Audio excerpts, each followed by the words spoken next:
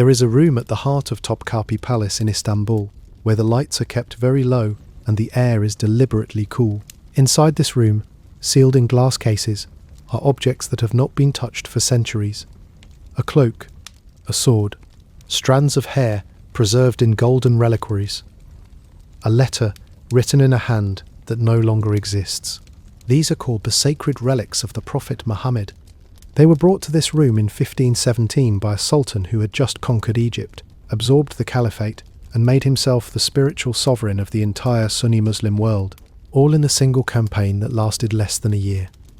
That sultan's name was Selim. History would call him the Grim. The room where those relics sit has been read aloud over, without interruption, 24 hours a day, every day, for 500 years. Readers rotate in shifts. The recitation never stops. It has not stopped through fires, through wars, through the Ottoman Empire's collapse, through the abolition of the caliphate, through the proclamation of the secular Turkish Republic. Someone is reading, right now, tonight, in that room. This is where the story of the Ottoman Empire takes you, if you follow it far enough. Not to one battle, not to one conquest, not to one gleaming moment of power, to a room where someone has been speaking without pause since before Shakespeare was born, and where an empire that once stretched from the gates of Vienna to the Indian Ocean tried to keep something sacred alive by surrounding it with the sound of a human voice. Settle in. Let the weight of it come slowly. This is going to take a while. The Ottoman Empire lasted 623 years. It began as a tiny principality in northwestern Anatolia, in a region so marginal and overlooked that no major power saw fit to destroy it before it could grow. It ended with a former military officer named Mustafa Kemal sitting in Ankara, having abolished the sultanate, expelled the last of the Osmanli dynasty, and begun the arduous process of turning the ruins of one of history's greatest empires into the bones of a modern nation-state. Between those 2 points, between the small borderland chieftaincy of around 1299 and the Republic of Turkey declared on the 29th of October 1923, lies one of the most consequential and least fully understood stretches of history that the world has produced. The Ottoman Empire was, at its height, the largest and most powerful state on earth. It sat at the intersection of 3 continents. It controlled the trade routes that connected east to west for centuries. It administered dozens of distinct ethnic and religious communities simultaneously, in multiple languages, under a legal system of considerable sophistication. It produced art and architecture and scholarship that still shapes the physical and intellectual landscape of the world today. And yet most of what gets said about it in popular history concentrates on 2 moments: the dramatic fall of Constantinople in 1453 and the empire's collapse after the First World War. Everything in between. 6 centuries of extraordinary complexity, adaptation, creativity, and violence tends to be compressed, simplified, or forgotten entirely. This is the story of all of it. Not just the peaks, not just the catastrophes. The entire arc, followed carefully from its uncertain beginning in the dust of northwestern Anatolia to its strange, painful, surprisingly dignified end, somewhere between the rooms of Topkapi Palace and a rented apartment in San Remo, Italy. There are things in this story that are difficult. There is conquest and dispossession and slavery and genocide. There is also architecture of breathtaking beauty, poetry of genuine depth, and an experiment in governing human diversity that, for all its flaws, lasted longer than almost anything else in history. Both of those things are true. They do not cancel each other out. Holding them together, the grandeur and the brutality, is what honest history requires. To understand where the Ottomans came from, you have to understand what the world looked like when they appeared. The year is somewhere around 1260. The Mongols have just done something that, even now, is difficult to fully comprehend. They have destroyed the Abbasid Caliphate, the political and spiritual center of Sunni Islam, seated in Baghdad for 5 centuries, by sacking that city in 1258 and killing its caliph. They have killed somewhere between 200,000 and 1 million people in Baghdad in the process. They have burned libraries that contained much of the accumulated written knowledge of the Islamic world. The death toll and the cultural loss are beyond the capacity of contemporary accounts to fully register. And then they have turned west.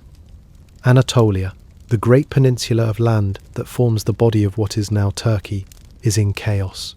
The Seljuk Sultanate of Rum, which had organized the region for 2 centuries, has been shattered under Mongol pressure. The Mongols have reduced the Seljuks to their puppets. The great cities of Anatolia, Konya, Sivas, Kayseri, still exist, but the political architecture around them has dissolved. What the Mongols leave behind is a patchwork. Dozens of small Turkish principalities, called beyliks, carve up the land between them. They are descendants of nomadic peoples who have been moving westward for generations, pushed and pulled by the great migrations that the Mongol expansion has set in motion across Central Asia. Each beylik has a chief. Each chief has ambitions. Each ambition is in conflict with every adjacent ambition. The whole region is in motion, contested, fragile, and looking for a shape. To the west of all these principalities lies the Byzantine Empire. It is ancient. It is the surviving eastern half of the Roman Empire, which has been governing Greek-speaking Christians continuously since the founding of Constantinople in 330 AD. It has survived things that destroyed every other state of the ancient world. It has survived Goths, Avars, Persians, Arabs, Bulgarians, Crusaders, all of them. It has been sacked once by its own supposed allies in the Fourth Crusade of 1204, but it has recovered. But it is not what it was. The Byzantine provinces in Anatolia are contracting. The army is smaller and more dependent on mercenaries. The treasury is chronically strained. The population has been declining for decades. Constantinople itself is still magnificent, the largest and wealthiest city in the Christian world, protected by the Theodosian walls, the most formidable fixed fortifications anywhere on earth. But the hinterland that was supposed to feed and fund that city is slipping away. Into this landscape arrives a man named Ertuğrul. He is the chief of a Turkish tribal group operating in the borderlands near the city of Söğüt, in the northwest of Anatolia, under nominal Seljuk protection. His is not a large operation. The sources we have about him are thin, almost to the point of non-existence. Later Ottoman tradition would romanticize him considerably, investing him with an almost mythological significance as the father of the dynasty. The television series that bears his name, Dirilish Ertuğrul, has been watched by hundreds of millions of people across the Islamic world in the 21st century, and has generated a secondary mythology as elaborate as anything the medieval chroniclers produced. The man himself is largely a shadow in the documentary record. What we know is that he held territory in a particularly strategic position. To his west lay the weakening Byzantine Empire.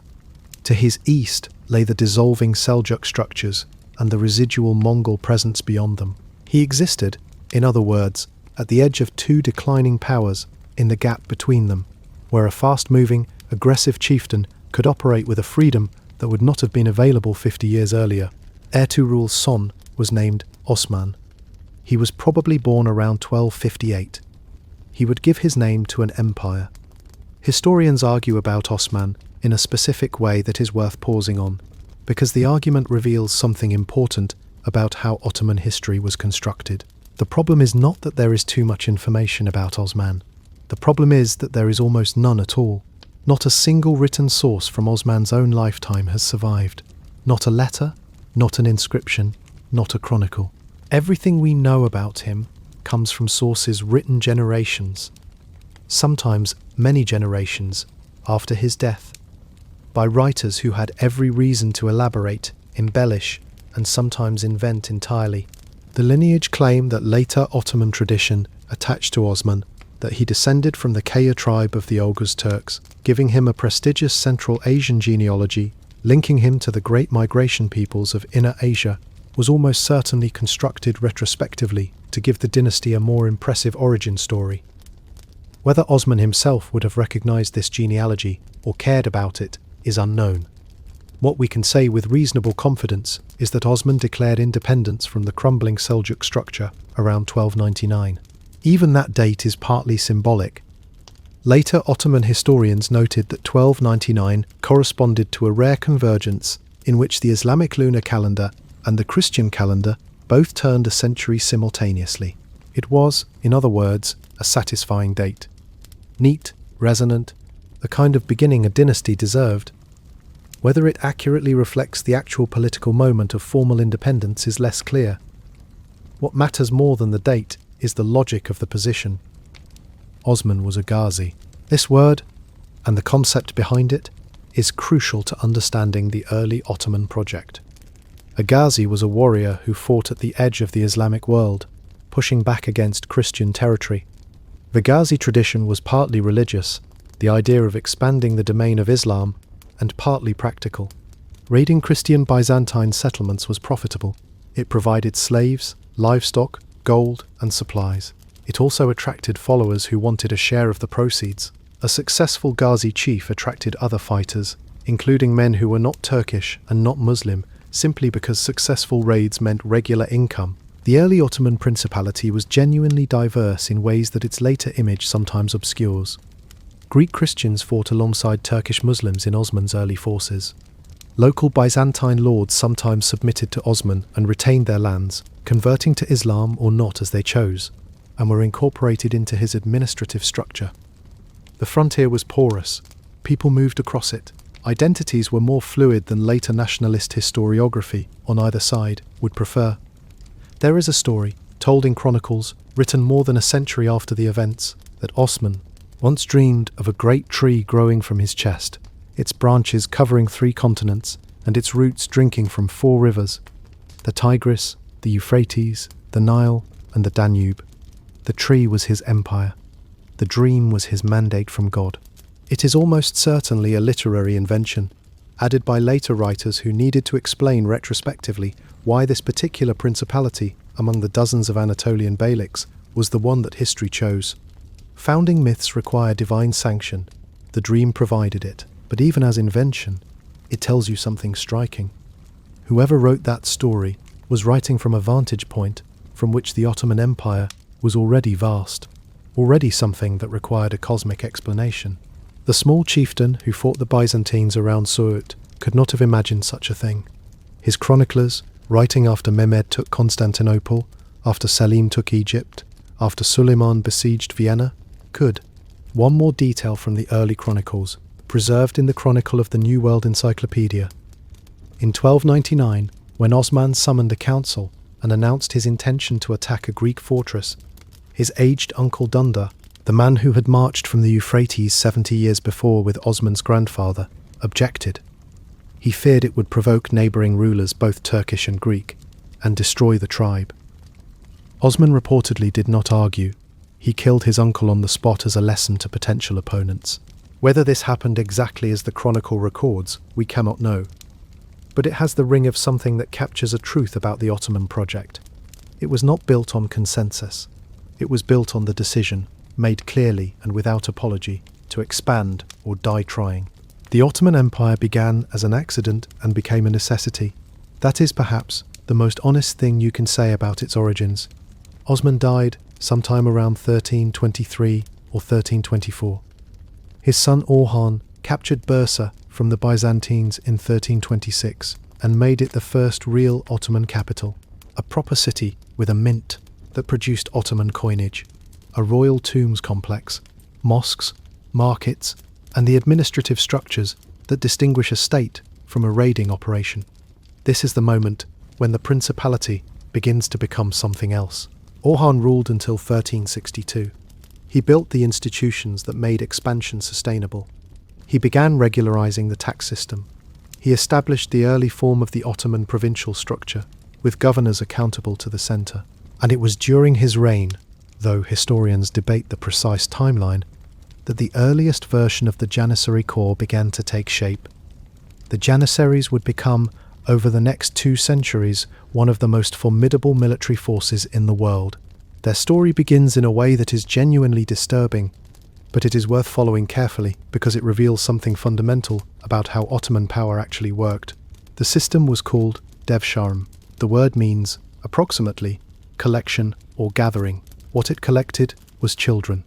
Ottoman officials would travel through the conquered Christian villages and towns of the Balkans, moving through Serbian, Bulgarian, Greek, Bosnian, Albanian, and other communities, and select boys, typically between 8 and 20 years old, healthy, appearing intelligent, from families that were neither too poor to spare them, nor too powerful to be safely compelled. The boys were converted to Islam, entered into a comprehensive system of training and education that lasted years. The process was not random. Officials assessed the boys carefully. The brightest were sent to palace schools in Istanbul, where they received an education that included multiple languages: Turkish, Arabic, Persian, and often the boys' original tongue, alongside mathematics, theology, music, calligraphy, administration, and courtly etiquette. They emerged prepared for careers in the imperial bureaucracy. The most able could rise to become grand viziers, the sultan's prime ministers, the de facto heads of government. The others went into military training. They trained for years. They lived together, ate together, developed an intense corporate identity that the institution deliberately cultivated. For much of the corps' history, they were forbidden from marrying, not supposed to have divided loyalties, not supposed to have clans or families competing for their attention. They belonged to the sultan. The sultan took care of them. The result, for the first 2 centuries of the system's operation, was an army corps of remarkable effectiveness. Janissaries were professional soldiers in an era when most armies were seasonal. They were equipped uniformly, trained continuously, loyal, genuinely loyal, in most cases, to the institution that had made them.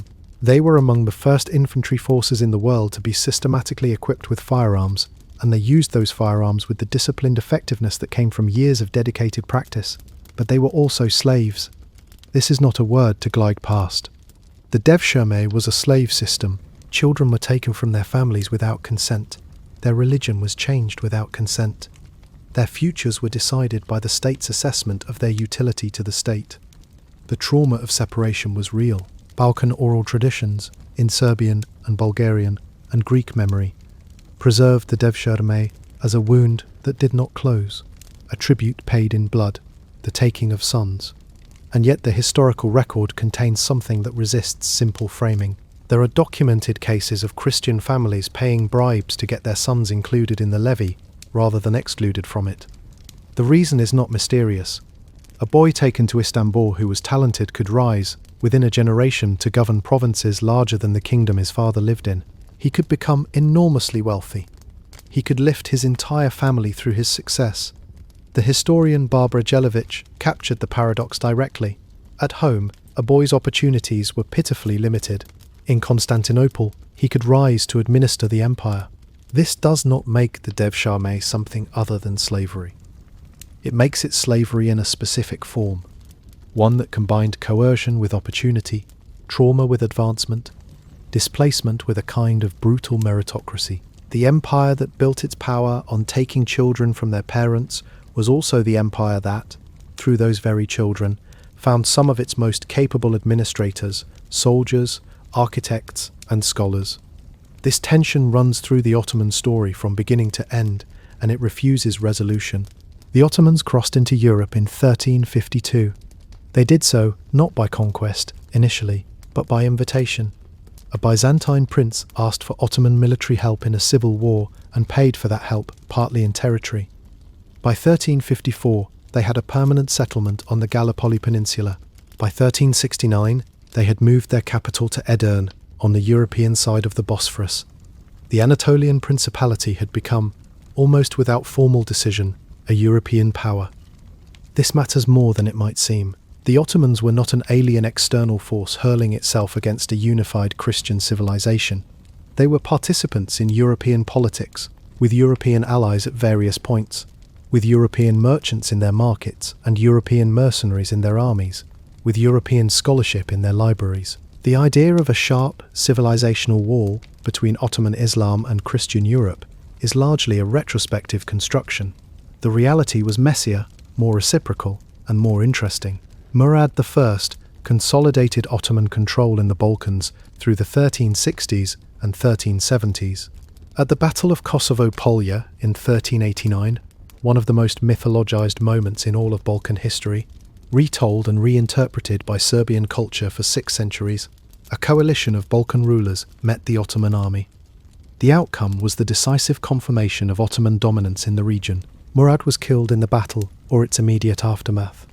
His son, Bayezid, strangled his own brother on the same battlefield, took command and completed the victory. Bayezid I earned the nickname Yildirim, the Thunderbolt, for the speed of his campaigns. He blockaded Constantinople, tightened the noose year after year, extracted tribute from the Byzantine emperor. For a generation, it looked as though the city might fall within the decade. And then something arrived from the east that no one at the Ottoman court could have fully anticipated. Timur Tamerlane was a Central Asian conqueror of extraordinary violence and equally extraordinary strategic intelligence. He had rebuilt something approaching the Mongol imperial project in a new form. By 1402, his gaze had turned toward Anatolia, and at the Battle of Ankara in July of that year, he destroyed the Ottoman army and captured Bayezid himself. The Sultan died in Mongol captivity in 1403. The empire he left behind fragmented into civil war among his sons that lasted a decade. By 1413, one son, Mehmed I, the most patient and strategically intelligent of the brothers, had outlasted and outmaneuvered the others. He reunified the empire. He is sometimes called the second founder. What he rebuilt was not identical to what had existed before. The experience of near destruction had produced a ruling group that was, in some respects, more thoughtful about foundations. The empire that emerged from the Ankara crisis was more institutionally serious than the one that had entered it, and it would be more durable as a result. The recovery was one of the remarkable things about this dynasty. It was knocked down to its foundations, and it came back. The strength that allowed that recovery was also a kind of vulnerability.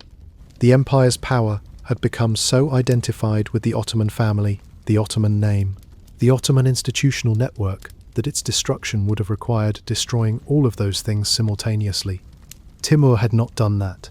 He had shattered the army and captured the Sultan, but he had not exterminated the dynasty or dismantled the administrative structures that made the dynasty meaningful. This was his mistake, but it was the Ottomans' survival. The century between Ankara and the fall of Constantinople was a period of systematic institutional deepening alongside territorial expansion. The provincial system was regularized around the Timar, a grant of revenue-producing land given to a cavalryman in exchange for military service. A cavalryman, called a sipahi, received the right to collect taxes from a defined territory. In exchange, he maintained himself, his equipment, his horse, and a number of additional armed retainers proportional to the size of his grant. When the Sultan called the army together, the Sipahis came. This system had obvious advantages. It funded a military without requiring the state to pay salaries. The soldiers funded themselves from local revenue. It spread the costs and organization of defense across the empire's territory. It created a class of locally invested military men who had personal stakes in the stability of their districts. It also had vulnerabilities that would become apparent in later centuries.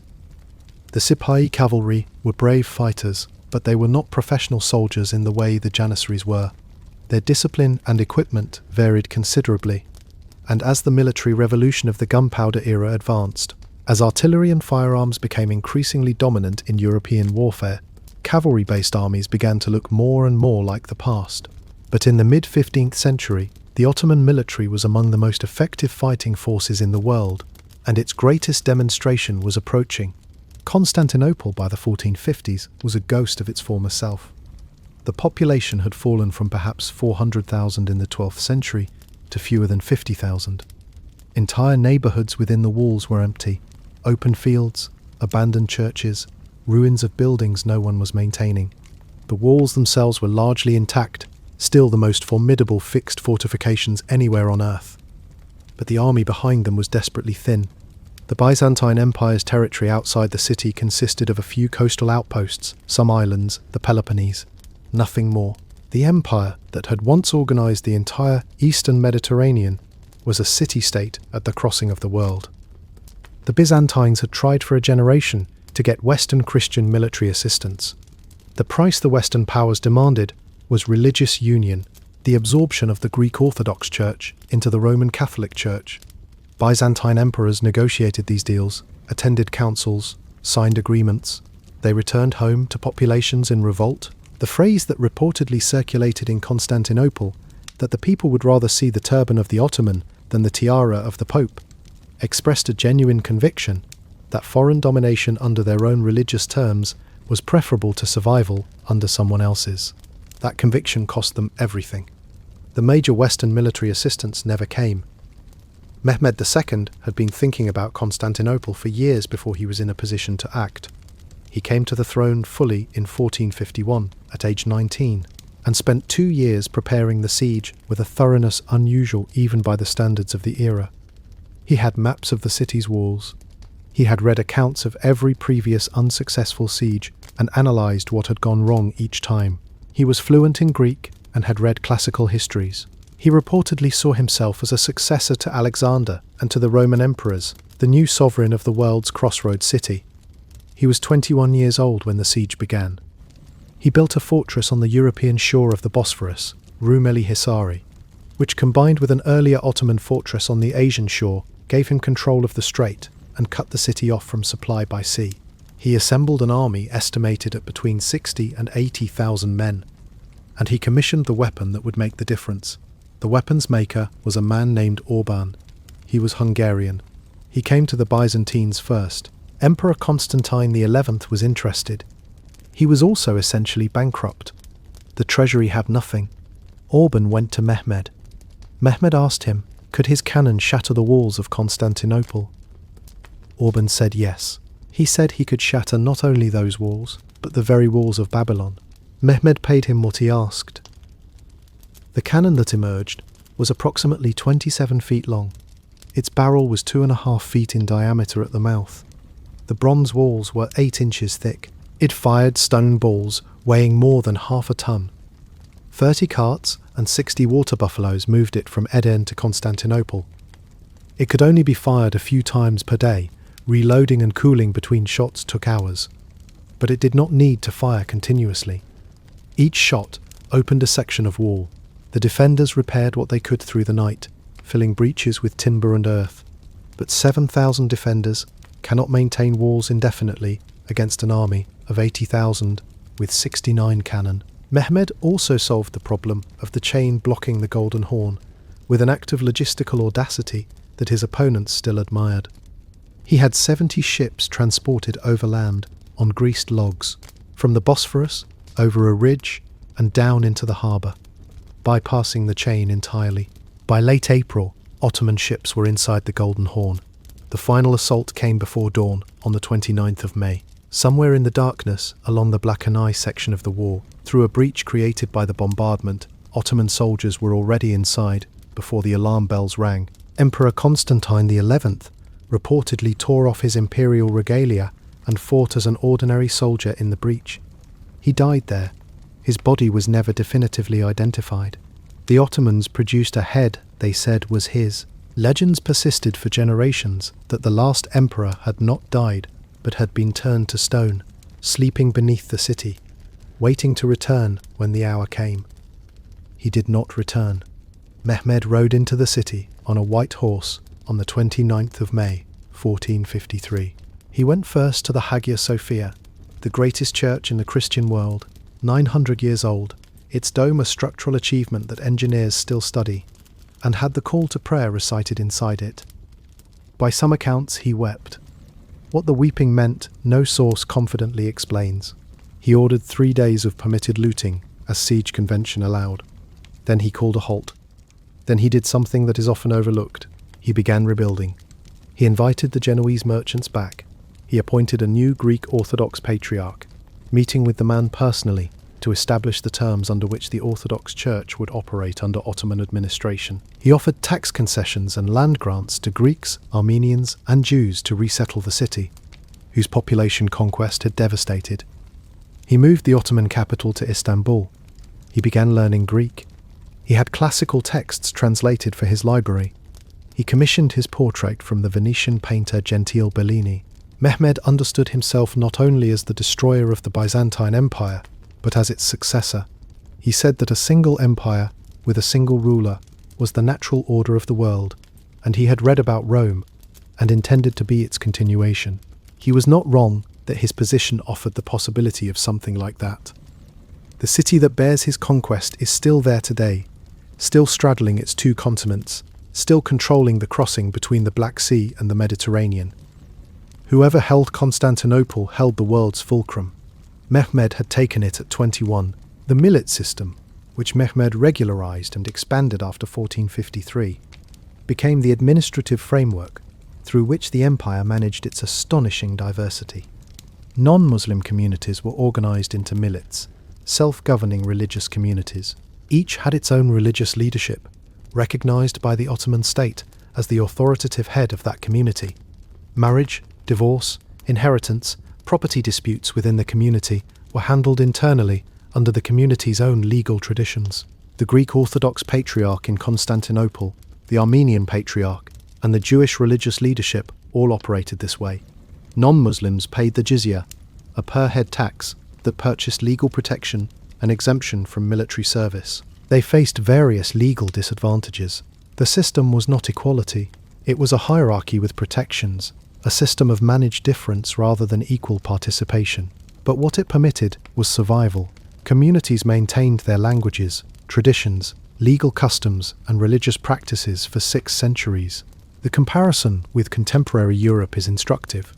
In the same year, 1492, that Columbus crossed the Atlantic, Ferdinand and Isabella expelled all Jews from Spain, a community that had lived in Iberia since Roman times.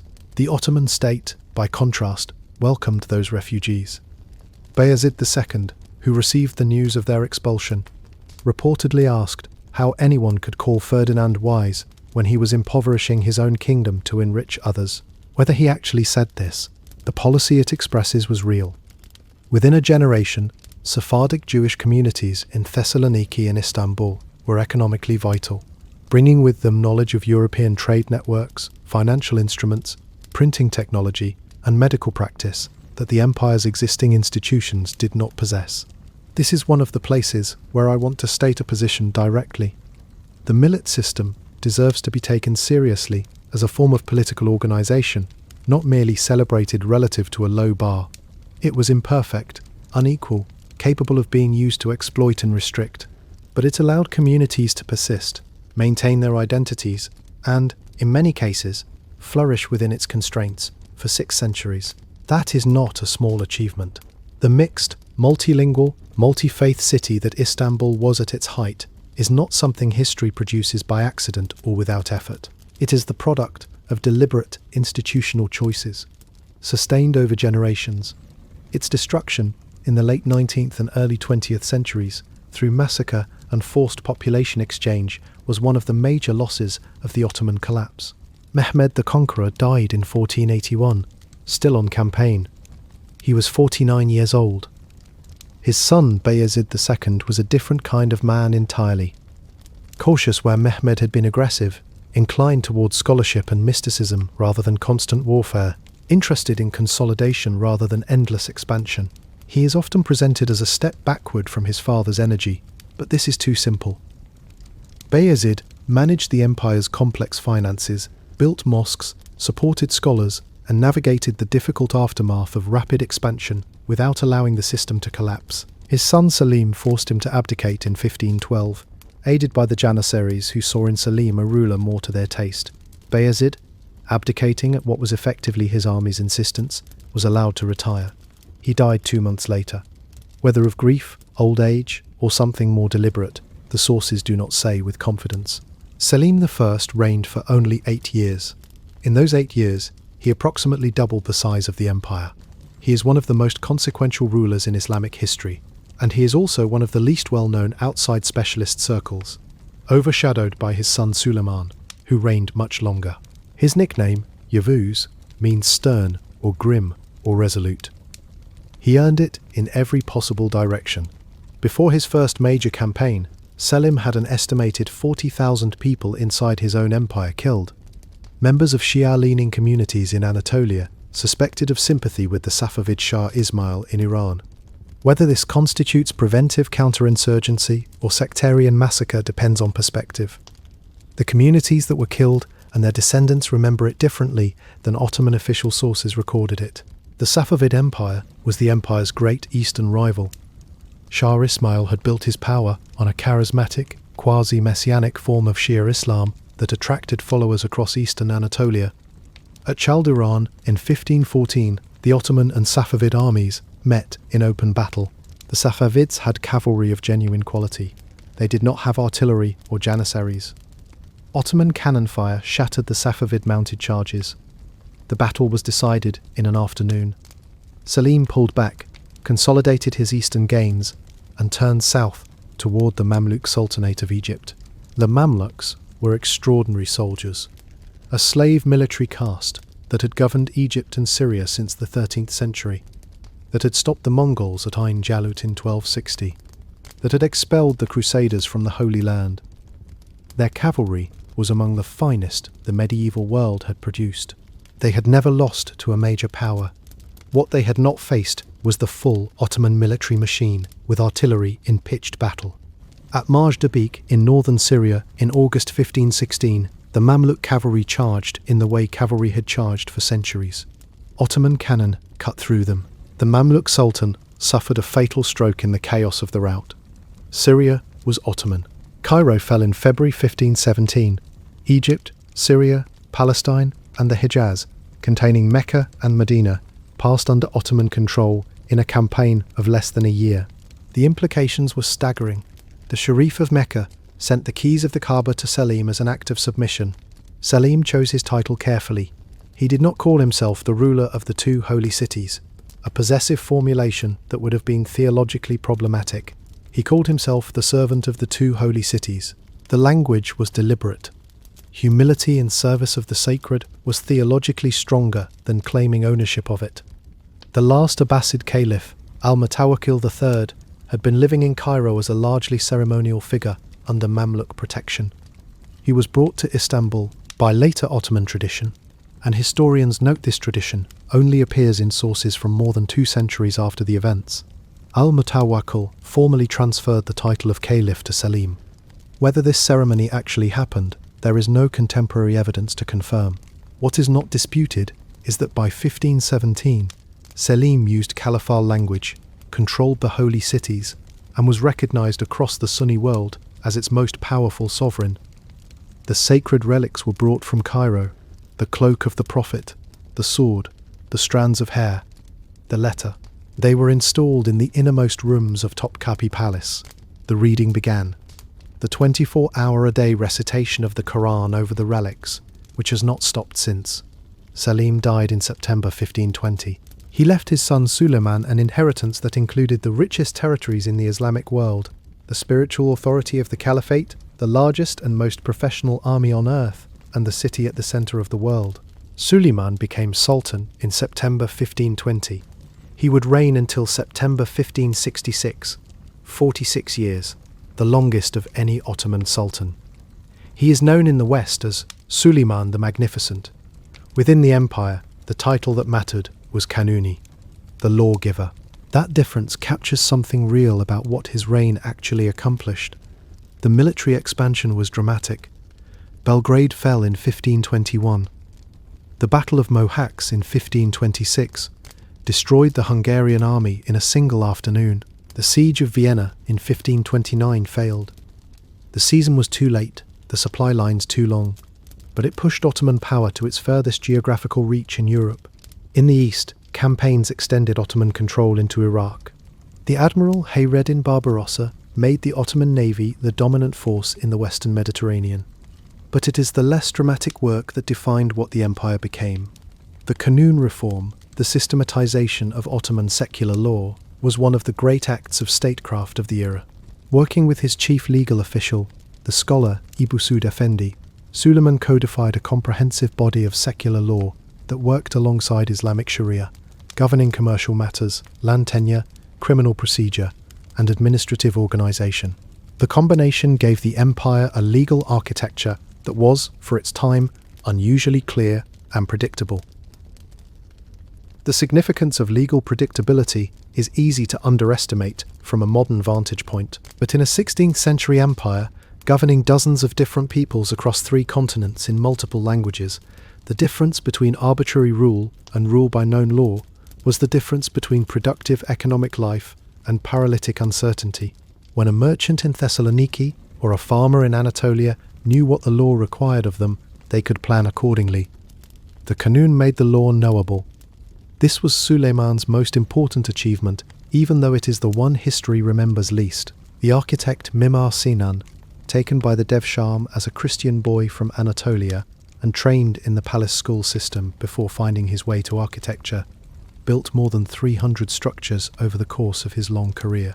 The Süleymaniye Mosque in Istanbul, completed in 1557, is perhaps the finest expression of Ottoman architectural genius. Its dome references the Hagia Sophia explicitly. Sinan was in direct dialogue with the greatest building of the Byzantine tradition, but exceeds it in structural refinement. The proportions create a space that seems to breathe. The light changes through the day in ways that seem deliberate, even when they are partly accidental. Sinan said the Süleymaniye was his apprenticeship. His masterpiece, he claimed, was the Selimiye Mosque in Edirne, completed when he was approximately 80 years old. The Selimiye's dome is larger than the Hagia Sophia's. To stand inside it on a clear morning, with the light coming through the hundreds of windows that ring the base of the dome, is an experience that resists easy description. It is one of the most beautiful rooms that human beings have ever made. Behind all of this, the private world of the Sultan was considerably darker. In 1534, Suleiman married Hürrem Sultan, Roxolana in Western accounts, probably from what is now Ukraine, brought to the palace as a slave girl. Ottoman sultans did not marry. This was deliberate policy.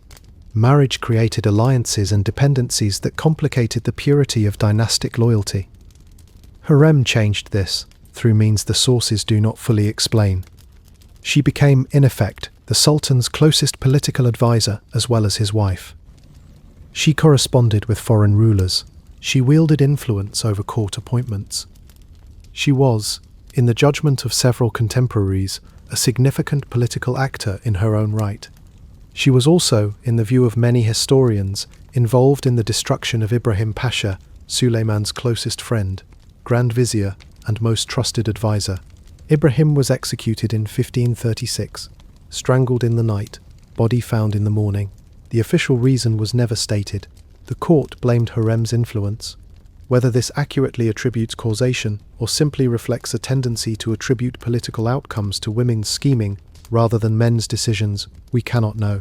What we can know is that in 1553, Suleiman ordered the death of his own son Mustafa.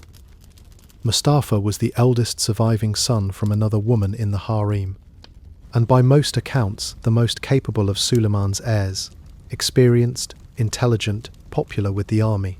When Suleiman called him to his tent during a campaign, Mustafa went, though some accounts suggest he had warnings. In the tent, the Sultan's executioners were waiting. The death of Mustafa broke something in the succession. The sons who remained, Selim and Bayezid, both Hürrem's children, were less able. They went to war with each other after their mother died in 1558. Bayezid fled to the Safavid court. Suleiman arranged for his execution there, paying the Safavids to do it. Suleiman died in September 1566, on campaign in Hungary, before a town called Szigetvar that was resisting longer than expected. He was 71. The news of his death was concealed from the army for weeks to prevent disorder. His body was brought back to Istanbul and interred in a tomb built by Sinan, adjacent to the Süleymaniye Mosque. He left behind the largest, most powerful, most administratively sophisticated empire in the world. He also left behind a succession that was precarious, structural problems that were accelerating, and an imperial tradition that had not yet found a way to replace exceptional individual leadership with durable institutional resilience. The problems that would eventually unravel the Ottoman Empire did not begin in 1566. They had been building for decades, perhaps longer. What 1566 represents is the moment when the compensating force, exceptional leadership, sustained territorial expansion, the momentum of a young and aggressive power, began to weaken, and the problems became visible. The first and most fundamental problem was the Janissary Corps. The devshirme had been a mechanism for selecting talent across generations, replacing the disadvantages of hereditary aristocracy with something closer to genuine meritocracy. But by the late 16th century, the mechanism was breaking down. The prohibition on Janissaries marrying eroded. Janissaries began having families and expecting their sons to inherit their places in the corps. Admission that had been based on demonstrated ability gave way to hereditary succession. The corps grew. It had been perhaps 10 to 12,000 effective soldiers in Suleiman's reign. By the 18th century, it had swollen to more than 100,000, most of whom were not fighting soldiers in any functional sense. They were traders, craftsmen, guild members who maintained nominal military status, entitling them to salaries and legal privileges. The military effectiveness per capita collapsed even as the political power per unit of salary soared. This is the pattern of Praetorian deterioration that recurs across history with mechanical regularity. An elite force is created to serve the state. The force becomes indispensable. The force uses its indispensability to acquire privileges. The privileges attract members who value the privileges more than the service. Service quality declines. The force resists any reform that threatens the privileges.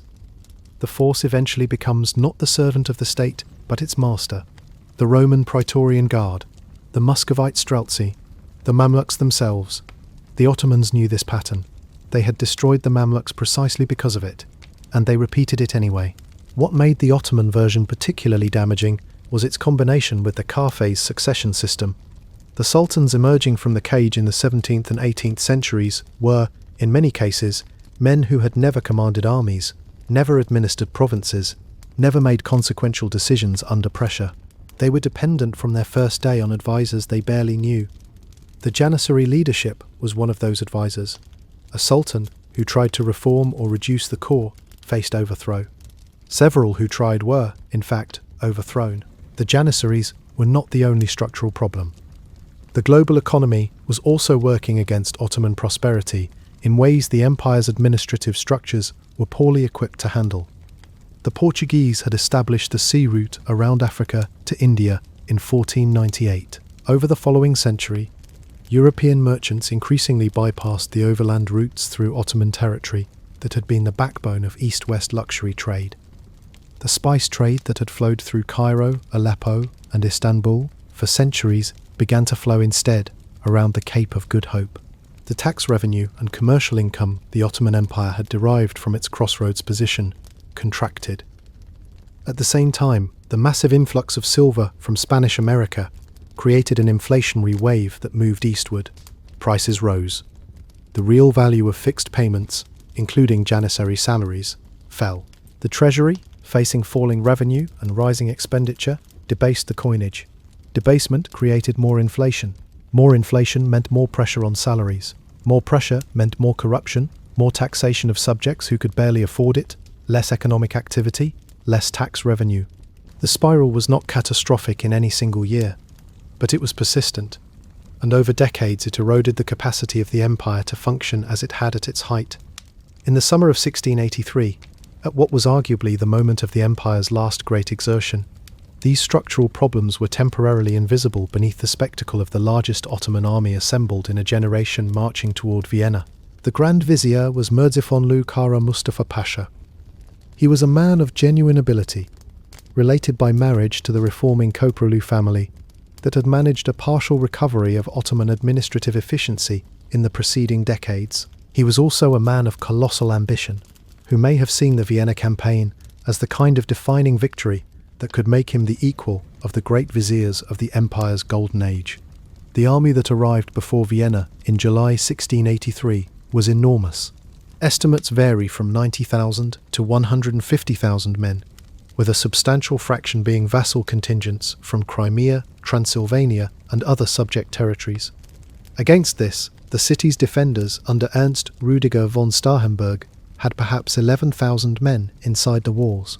The Ottomans were skilled siege engineers. They dug tunnels. They made systematic progress. By September the 11th, they had captured significant sections of the outer defences and were close to a final breach. And then the relief army arrived from the hills. Jan Sobieski, king of Poland-Lithuania, had marched from Krakow to Vienna in just over 3 weeks, a remarkable pace. He had brought the Polish winged hussars, heavy cavalry who rode wearing wooden frames mounted with actual wings, creating a thunderous roaring sound in the charge, along with Polish infantry and allies from the Holy Roman Empire, Bavaria, Saxony, and other German states. The combined force was around 70,000 men. Sobieski took command by general agreement. He made his approach through the Vienna woods, hauling artillery through terrain. Ottoman intelligence had apparently judged impassable for large forces. It was not impassable. It was extraordinarily difficult. The Poles did it anyway, through the night of September the 11th. On the morning of September the 12th, the combined force began its descent from the Kallenberg Heights.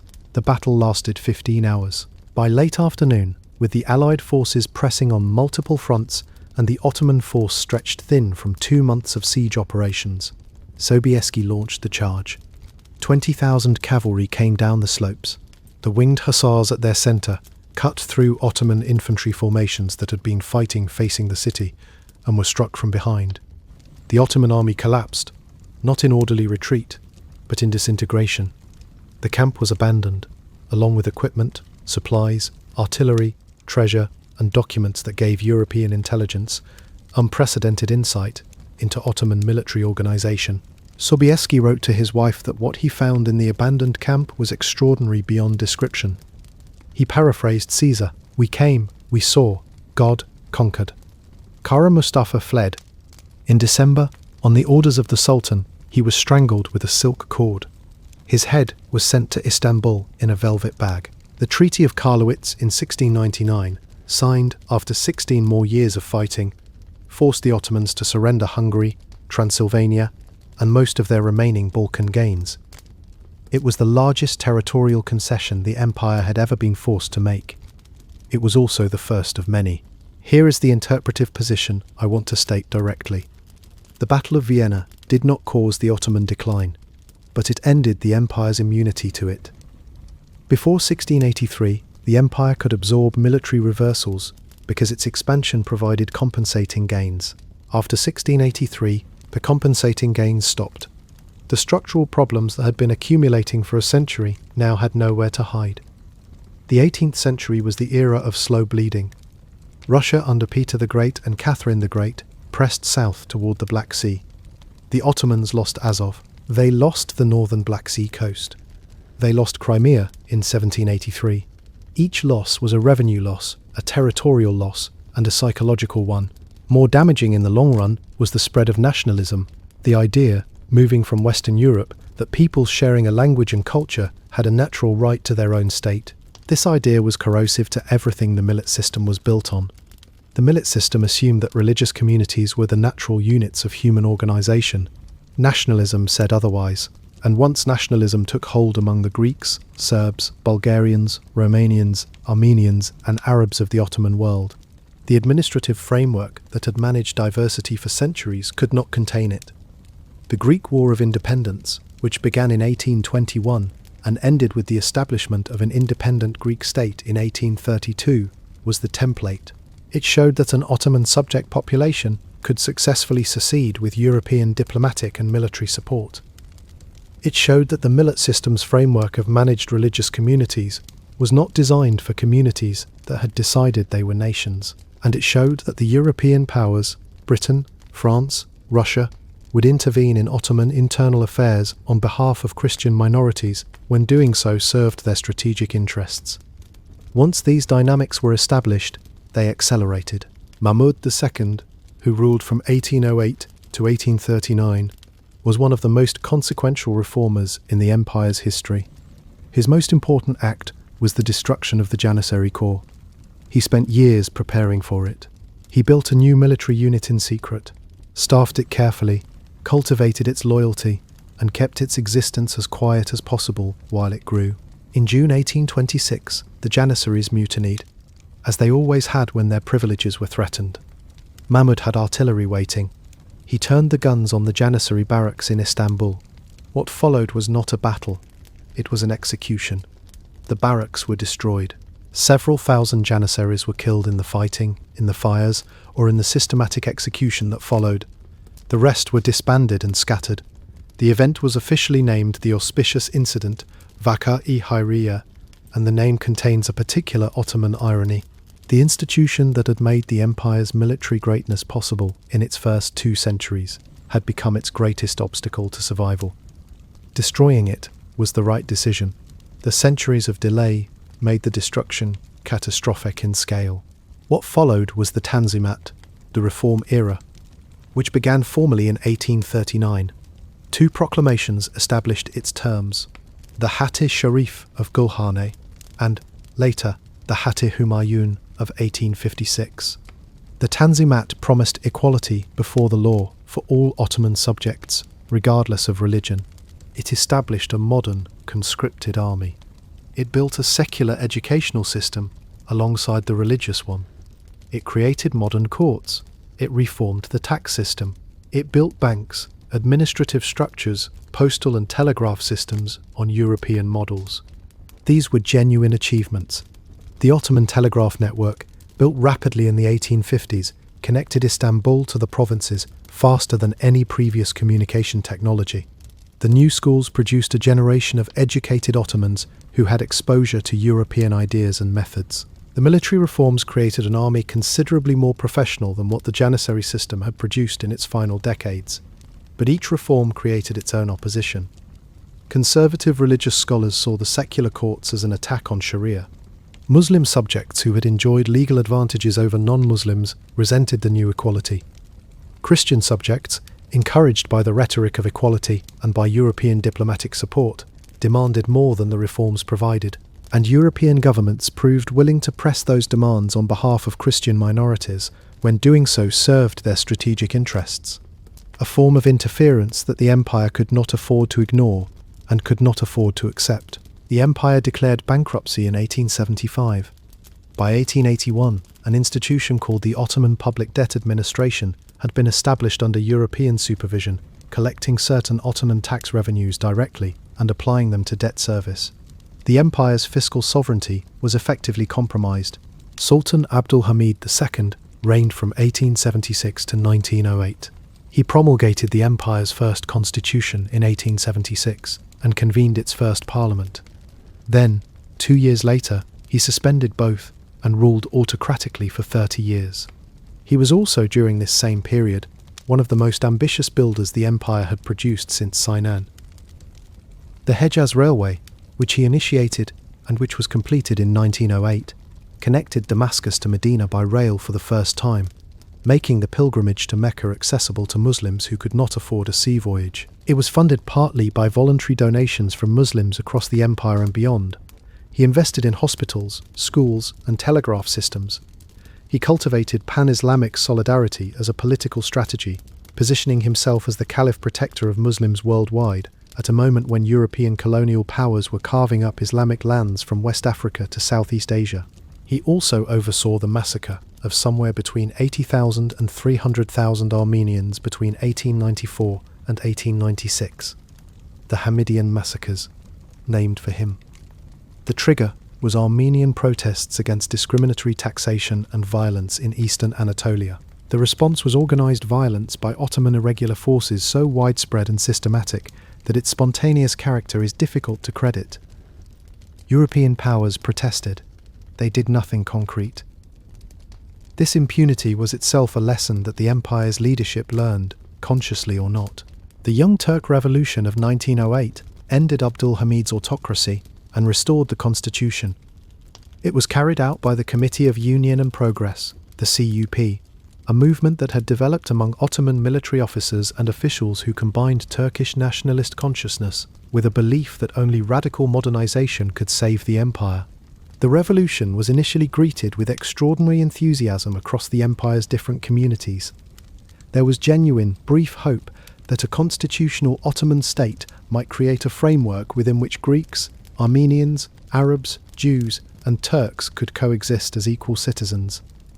Demonstrations of communal solidarity happened in cities across the empire. The moment did not last.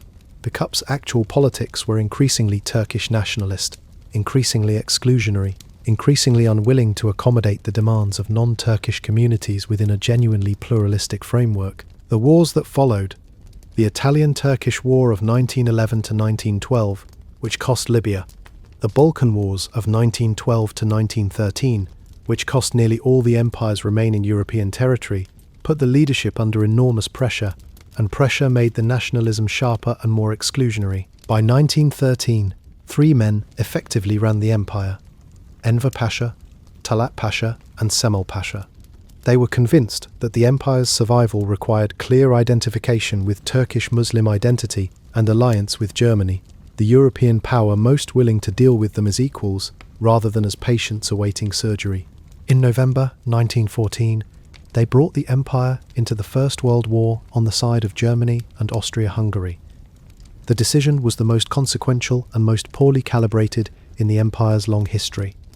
The 3 pashas believed German military dominance in Europe would translate into Ottoman territorial recovery. Enver Pasha dreamed of a pan-Turkic empire extending from Istanbul to Central Asia. These dreams bore essentially no relationship to the empire's actual military and logistical capacity. The campaigns that followed were a catalogue of disaster mixed with occasional heroism. At Gallipoli, the Allied assault on the Dardanelles Strait in 1915 was repulsed at enormous cost on both sides. Among the Ottoman commanders who distinguished himself, there was a colonel named Mustafa Kemal. When ammunition ran out, he ordered his men to fix bayonets and lie down, not to charge, simply to present a physical obstacle that delayed the enemy long enough for reserves to come. He was right. The reserves came. He possessed, in the chaos of that battle, something that could only be described as genius for the moment. At Sarıkamış in January 1915, Enver Pasha led the Ottoman Third Army on a winter campaign against Russia that resulted in the loss of more than half the army's men to combat and cold. It was one of the most catastrophic military disasters in the empire's history. And it was in the aftermath of Sarıkamış that the genocide began. The CUP leadership decided, in the spring of 1915, to deport the Armenian population of eastern Anatolia. The official justification, that Armenian communities posed a military threat, that they might collaborate with Russian forces, had some factual basis in that some Armenians were fighting with Russia, particularly after years of Ottoman violence against their communities. It had no proportionate relationship to what followed. The deportations began in April 1915. The Armenian intelligentsia in Istanbul, around 250 individuals, writers, educators, community leaders, were arrested on the 24th of April and deported east, most of them killed. This is the date Armenians around the world commemorate as the beginning of the genocide. The deportations spread across the empire. Armenians were told to assemble for resettlement. They were marched into the Syrian desert. Men were separated and killed first. Women, children, and the elderly were forced to walk for weeks. Food and water were withheld or provided inadequately. Ottoman guards and irregular forces killed those who fell behind. People died of thirst, starvation, exposure, and direct violence. The number of dead is estimated by scholars at between 600,000 and 1.5 million, out of a pre-war Armenian population of approximately 2 million in Ottoman territory. The uncertainty in the numbers reflects the deliberate destruction of records, the chaos of war conditions, and the difficulty of counting the dead in remote places where the dying happened. The word genocide, coined by Raphael Lemkin in 1944, was explicitly developed in response to the Armenian case. Lemkin had read about the massacres as a young student and spent his adult life working to create the legal framework that would make such events prosecutable under international law. The Armenian genocide is not merely the first major genocide of the 20th century. It is, in a real sense, the event from which the legal concept of genocide was constructed. The Turkish government's continued denial of the genocide is a political position, not a historical one. The scholarly consensus outside Turkey is clear. What happened to the Armenians in 1915 and 1916 was genocide. This matters to the story of the Ottoman Empire because it is the moment when one of the empire's foundational claims, that it could administer diverse peoples without exterminating them, was most catastrophically betrayed. The millet system had been imperfect and unequal, but it had kept communities alive for 6 centuries. The genocide was not the continuation of the millet tradition, it was its violent repudiation. The war ended in disaster. By October 1918, the Ottomans had signed the Armistice of Mudros, effectively unconditional surrender. British forces occupied Mesopotamia and Palestine. The Arab provinces were gone. Allied ships were in the Bosphorus. The Treaty of Sèvres in 1920 proposed to dismember Anatolia itself. Greeks would receive a large zone around Smyrna. The French would control the south. An independent Armenian state would be established in the east. What remained for the Turks was a reduced core in the interior. The Sultan in Istanbul, Mehmed VI, the man who had spent 56 years in the cafes before becoming Sultan in 1918, endorsed the Sèvres terms. A significant portion of the Ottoman political class, exhausted and defeated, was willing to accept them. Mustafa Kemal was not. He had distinguished himself at Gallipoli and in subsequent campaigns. In May 1919, he was sent to eastern Anatolia on an official inspection mission. Instead, he organised. The Greek landing at Smyrna on the 15th of May 1919 was the event that, in retrospect, made the Turkish national movement. Greek forces committed significant violence against the civilian population during the landing. The news spread across Anatolia. The fear that the Ottoman heartland was going to be partitioned among foreign powers, that the Turkish Muslim population would be subject to foreign rule or expelled, transformed a military situation into an existential political crisis. Kemal understood this and organised accordingly. He convened congresses at Erzurum and Sivas, built a national movement from the fragments of the Ottoman military and local defence societies, and established the Grand National Assembly in Ankara in April 1920. The Ankara government declared itself the legitimate government of Turkey. What followed was the Turkish War of Independence, fought from 1919 to 1923 on multiple fronts simultaneously, against the Greeks in the west, against the French in the south, against the Armenian Republic in the east, which was crushed in a war that completed the destruction of Armenian Anatolia begun in 1915, against the possibility of continued Allied occupation. By September 1922, the Greek army had been driven from Anatolia. The last Greek forces evacuated from Smyrna, and the city burned in a fire that killed tens of thousands. On the 1st of November 1922, before negotiations at Lausanne were concluded, the Grand National Assembly formally abolished the Ottoman Sultanate. The 623-year institution that had begun with Osman in 1299 ceased to exist by parliamentary vote. Mehmed VI, the last sultan, left Topkapi Palace on the 17th of November 1922. He boarded a British warship and sailed into exile. He died in San Remo, Italy, in 1926, in a rented apartment, 4 years into an exile that offered no prospect of return. He was the last man to hold a title that had shaped Islamic civilization for 6 centuries. He was also, in the most personal sense, the product of a system that had produced that title's last holders through 56 years of confinement in jewel-coloured rooms. The cage and the caliphate. Both ended with him. The Treaty of Lausanne, signed in July 1923, established the borders of the new Turkish state. It also mandated the population exchange. Approximately 900,000 Christians from Anatolia were expelled to Greece. 400,000 Muslims from Greece were expelled to Turkey. People whose families had lived in Thessaloniki for 4 centuries were sent to a country they had never seen. People whose families had lived in Anatolia for generations but were Orthodox Christians were sent to Greece. Communities built over centuries were dismantled in months. The forced population exchange was praised by the architects of international law as an effective solution to the problem of minorities. The people who were moved experienced it as the destruction of their worlds. The Republic of Turkey was proclaimed on the 29th of October 1923. Mustafa Kemal became its first president.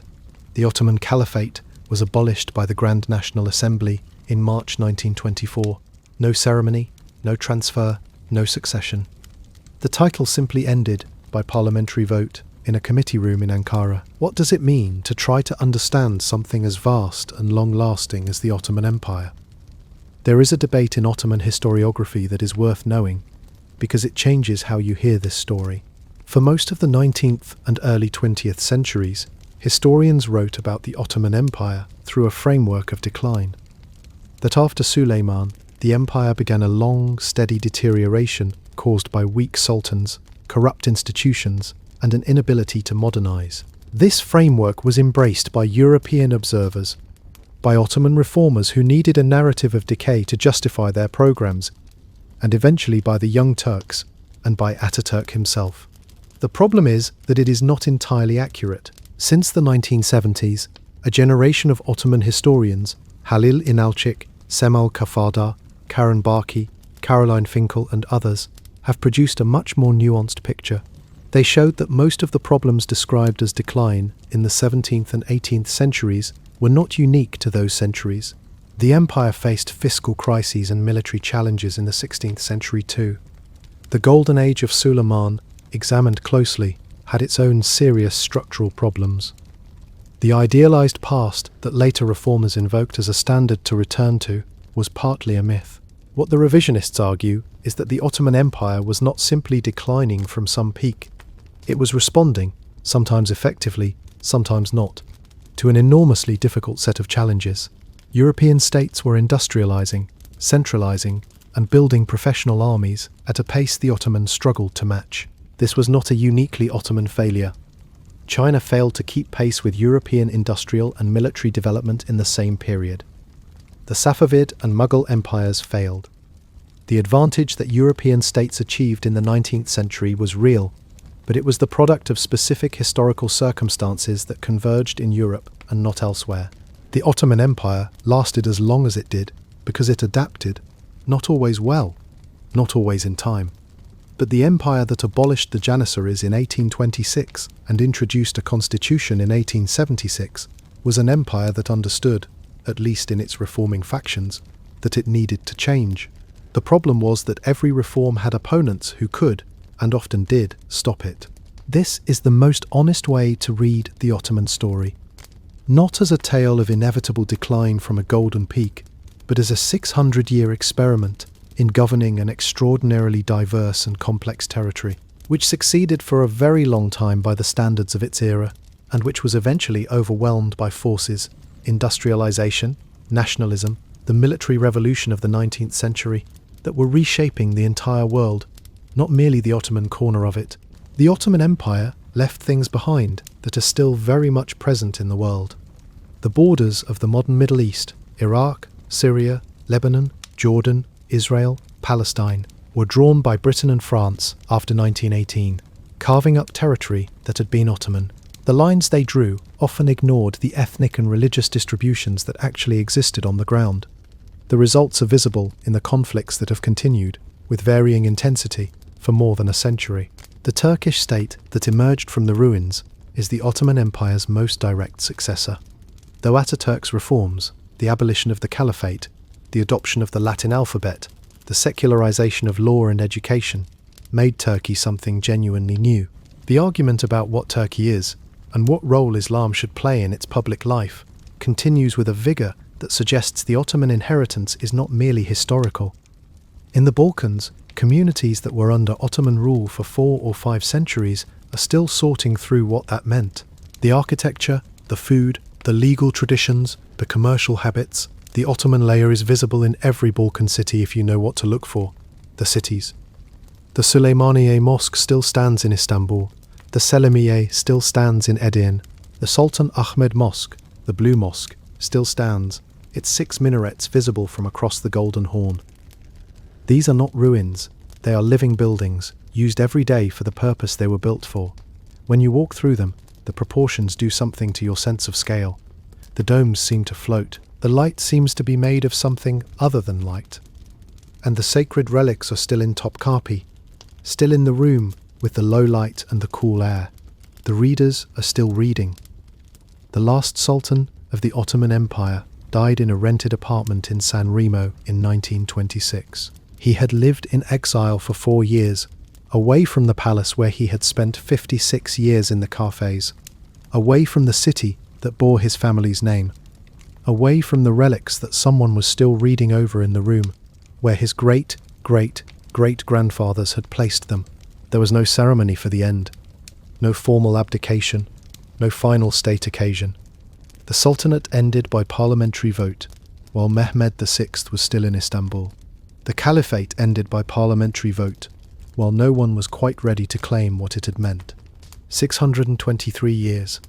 The small principality in the hills, the cannon that broke walls that had stood for 1,000 years, the light through the stained glass windows of the cafes where princes waited to govern, the cavalry coming down the slopes of the Kallenberg in the last light of a September afternoon, the last sultan on a warship in November, looking back at a skyline he would never see again. An empire is an argument about how to organize the world, extended across time and territory. The Ottoman argument lasted 6 centuries and ended, not because it was wrong in every particular, but because the world changed around it faster than it could change itself. The forces that overwhelmed it, industrialization, nationalism, the military revolution of the 19th century, the geopolitical earthquake of the First World War, were reshaping every civilization on Earth in those same decades. The Ottomans were not uniquely fragile.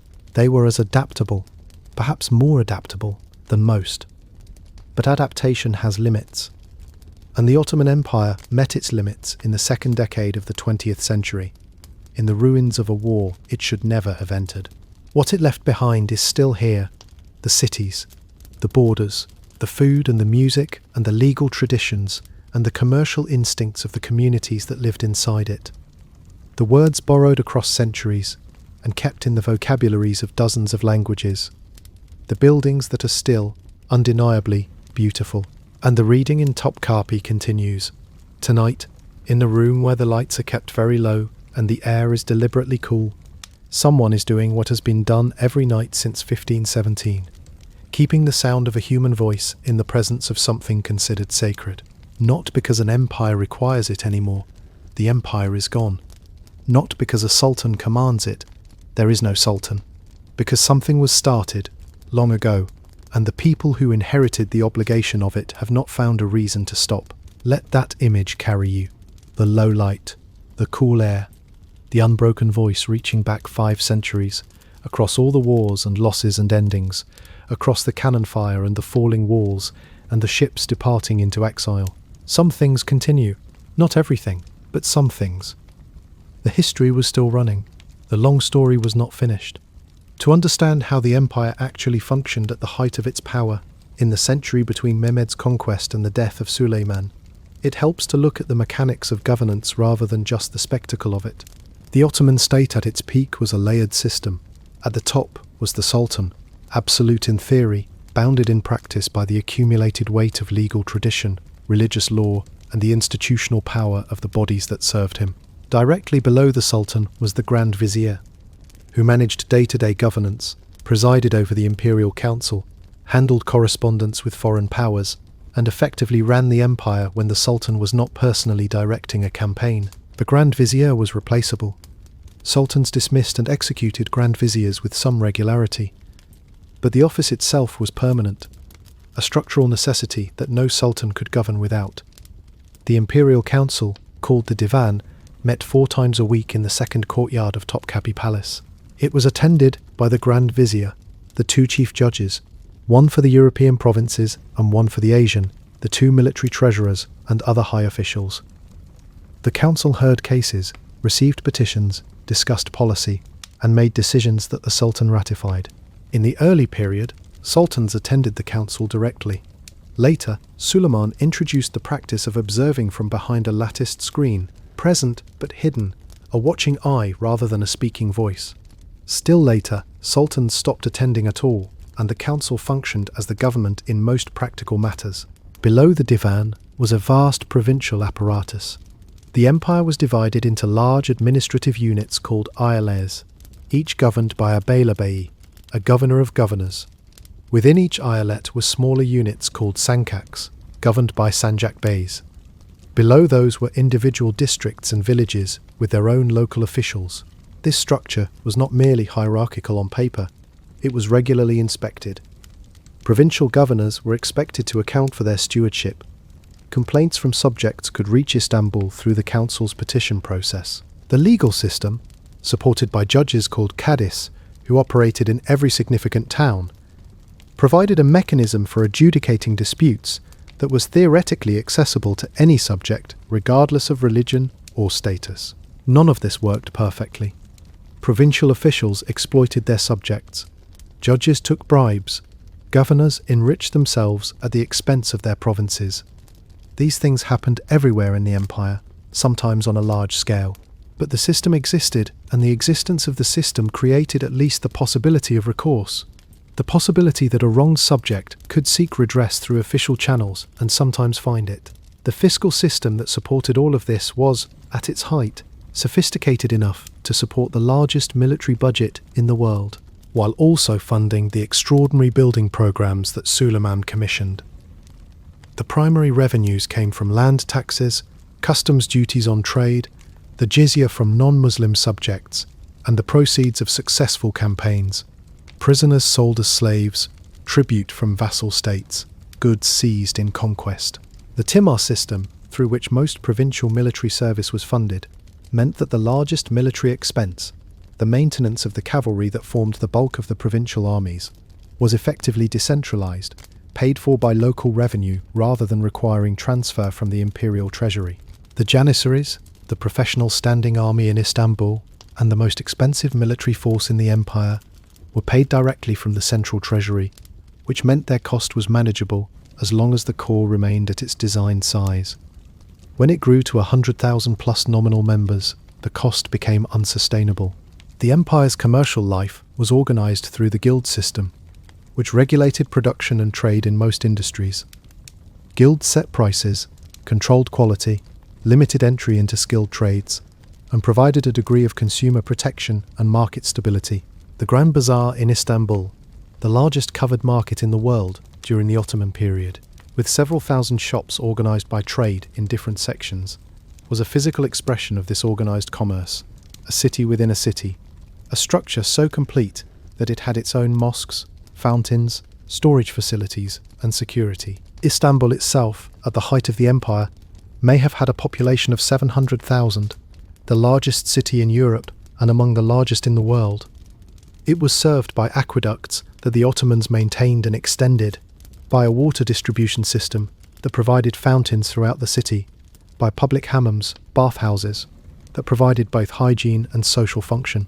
The smell of a pre-modern city could be oppressive, but Istanbul in the 16th century was cleaner and better supplied with water than most European capitals of the period. The population ate well by the standards of the age. The city had a complex food supply system organized around the markets and regulated by the guilds. Bread prices were fixed. The empire maintained grain reserves for bad harvests. The soup kitchens attached to mosque complexes, called imarets, provided free meals to the poor, to travellers, and to students on a scale that no European city of the era could match. This is the Ottoman Empire that existed before the structural problems became dominant. Not utopia, never utopia, but a functioning civilization of considerable sophistication, managing a greater diversity of peoples and resources than any other state of its time, doing so with tools that were, for their moment, genuinely impressive. The question that Ottoman historians spend considerable energy on, and that shapes how you hear the rest of this story, is when the problems became dominant, and why. The declinist school, which dominated Ottoman historiography for most of the 20th century, drew a clear line. Suleiman died, the decline began, and the trajectory was essentially downward from 1566 to 1923. This school identified specific causes: the weakening of the devshirme system, the political power of the Janissaries, the failure of subsequent sultans to match their predecessors, the cafes system producing increasingly unfit leaders. The revisionist school, which has become dominant in academic Ottoman studies since the 1970s and 1980s, objects to this framing on multiple grounds. First, the problems identified as causes of decline were present well before 1566. Janissary mutinies, fiscal stress, provincial instability, all appear in the sources from the reign of Suleiman himself and his father Selim. Second, the empire demonstrated remarkable resilience and capacity for recovery throughout the 17th and 18th centuries, which the simple decline narrative does not adequately account for. Third, the comparison point matters enormously. What looks like Ottoman decline looks very different when compared to the absolute standard of the empire's own 16th century peak, versus when compared to the relative standard of other non-European states facing the same European challenge.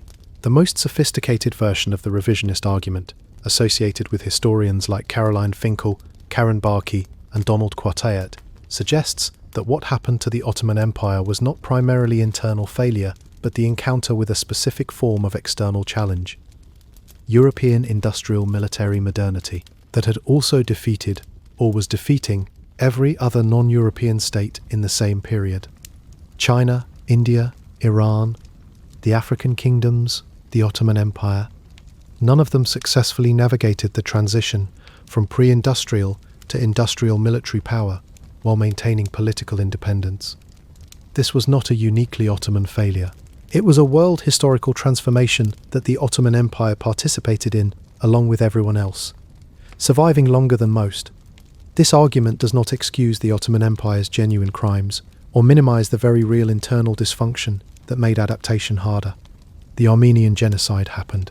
The Kafes system was genuinely dysfunctional. The Janissaries genuinely did block necessary reform for a century past the point when it should have been accomplished. These are real. The revisionist argument does not deny them. What it insists is that they should be seen in context, that the Ottoman Empire lasted 600 years, not despite its problems, but in part through a capacity for adaptation that the simple decline narrative misses, and that its ultimate failure was not the inevitable product of internal weakness, but the encounter between a resilient but pre-industrial state and the specific form of power that European industrialization produced. Both things can be true simultaneously. The empire had serious structural flaws that made adaptation harder, and the challenge it faced was severe enough that even fewer flaws might not have been sufficient to meet it. The 19th century was the century of the sick man. The phrase, the Ottoman Empire as the sick man of Europe, is attributed to Tsar Nicholas I of Russia, who reportedly used it in conversation with the British ambassador in 1853 on the eve of the Crimean War. Whether Nicholas actually said it in exactly this form, or whether the attribution is itself a construction of diplomatic memory, the phrase captured something real about how European powers perceived the empire by mid-century, as a failing institution whose territory they were already, in their private calculations, beginning to divide. The Crimean War of 1853 to 1856, in which Britain and France allied with the Ottoman Empire against Russia, preventing a Russian takeover of the Dardanelles and the Bosphorus, demonstrated the paradox of the empire's position precisely. It was weak enough to need European allies to survive. It was strategically important enough that European powers would fight to preserve it. The empire's weakness was, in a perverse way, a form of protection. A strong Ottoman Empire might have been dismembered. A weak one, whose collapse might trigger a catastrophic conflict among its European neighbours over the spoils, was protected by their mutual suspicion. This protection had a price. The Crimean War was fought partly on Ottoman soil, partly with Ottoman troops, and was financed partly by loans from British and French banks. Those loans began the cycle of Ottoman debt that would end in the bankruptcy of 1875 and the establishment of European financial supervision in 1881. The empire of the 1870s and 1880s was, in effect, a debtor state under foreign financial supervision, fighting to maintain its political sovereignty while its fiscal sovereignty had been compromised. The Ottoman Public Debt Administration, the body of European creditors given authority to collect certain Ottoman revenues, was not a formal colonial institution. The Ottoman government retained formal sovereignty, but the resemblance to the kind of economic subordination that European powers were simultaneously practicing in Africa and Asia was not coincidental. Weak states in the 19th century found their sovereignty compromised through debt as reliably as through conquest. The Tanzimat reformers of this period, men like Mustafa Rashid Pasha, Ali Pasha, and Fuad Pasha, who dominated the government through the 1840s, 1850s, and 1860s, were genuine reformers in a genuine bind. They understood what modernization required. They had studied European institutions, had been diplomats in European capitals, knew what the Ottoman Empire looked like from the outside. They were trying to rebuild the state, while simultaneously managing its debts, fighting off Russian pressure, managing the competing demands of European powers, who wanted to protect Christian minorities, but also wanted commercial access, and maintaining the political coalitions inside the empire that kept the reforms from being reversed. They accomplished real things. The new schools produced graduates, the new legal codes functioned, the professional military improved, the telegraph network was built, These were not nothing, but they were not enough. And after each reform, a reaction set in that partially eroded what had been achieved. The conservatives were not wrong that the reforms threatened the existing social order. They were right. The reforms did threaten it. Whether the threat was justified, whether the existing social order needed to be threatened because the alternative was eventual collapse, is the question the reformers and their opponents were both, in their different ways, trying to answer. The answer, it turned out, was yes. The existing order did need to be fundamentally transformed. The transformation was too slow, too contested, too compromised by debt and external interference to be accomplished before the First World War made the question moot. The Hejaz Railway deserves more attention than it usually receives, because it illustrates both the genuine ambition of the late Ottoman reforming impulse and the limits of what that ambition could achieve. The Hejaz Railway was proposed in the 1890s and built in the first decade of the 20th century, completed in 1908. It ran from Damascus, the ancient capital of Syria, south through the desert to Medina, a distance of more than 1,300 kilometers across some of the most inhospitable terrain on Earth. It was engineered primarily by a German engineer named Heinrich Meissner Pasha, who had already built the Anatolian railway network, working with Ottoman and foreign technical staff. The railway was intended to serve multiple purposes simultaneously. Strategically, it would allow the empire to move troops quickly to the Hejaz, the Arabian Peninsula region containing Mecca and Medina, which had always been difficult to defend against local rebellions and increasingly against external interference. Commercially, it would open the interior of Arabia to Ottoman trade, and religiously, it would transform the Hajj, the pilgrimage to Mecca that every Muslim who is able is required to make at least once in their lifetime, from an enterprise requiring months of difficult and dangerous travel into a journey of days by rail. The religious dimension was the most politically significant. Abdul Hamid II funded the railway partly through voluntary donations from Muslims worldwide, soliciting contributions from India, Central Asia, and Southeast Asia, as well as from within the empire. The appeal was explicit. This is not a commercial enterprise or a military project. This is a service to the faith. Help us build the road to Mecca. The donations came. Not enough to fund the entire construction, the Ottoman government supplemented heavily from the treasury, but enough to demonstrate that the caliphal appeal still resonated, that Muslims across the world were willing to contribute to an Ottoman project when it was framed in terms of Islamic solidarity. The railway was completed in 1908, the year the Young Turk Revolution restored the constitution. It ran trains to Medina. It never reached Mecca. The final 450 kilometers of planned extension were never built. The Arab Revolt of 1916, organized by the Sharif of Mecca with British financial and logistical support, targeted the railway from the beginning. Lawrence of Arabia's campaigns against it, blowing up tracks, derailing trains, attacking repair crews, became some of the most famous episodes of the First World War in the Middle East. By 1918, significant sections of the railway were no longer operational. The line from Damascus to Medina was never fully repaired. Portions of it are still standing in the desert, the rails rusting, the stations empty, the bridges intact but unused. You can see the Ottoman ambition in the quality of the engineering and the design of the stations. You can see the limits of that ambition in the silence of the desert around them. The Young Turks who came to power after 1908 are a complicated subject in Ottoman historiography because they were simultaneously the empire's last genuine reforming force and the leaders who made the worst decisions in its history. The Committee of Union and Progress, the QUP, was not a monolithic organization. It contained liberals who genuinely believed in constitutional government and the equality of all Ottoman subjects. It contained Turkish nationalists who believed the empire could only survive by centering Turkish Muslim identity. It contained military officers who believed the empire needed to modernize its armed forces. It contained idealists and cynics, competent administrators and reckless adventurers. After 1908, the CUP gradually pushed the liberals to the margins and moved toward an increasingly authoritarian Turkish nationalist position. The elections of 1908 produced a diverse parliament. The elections of 1912 were manipulated to produce a more controllable one, the coup of January 1913, in which Enver Pasha led a group of armed officers into the chamber of the Grand Vizier and forced his resignation at gunpoint, installed the three pashas as the effective rulers of the empire. These three men, Enver, Talat, and Cemal, were not stupid.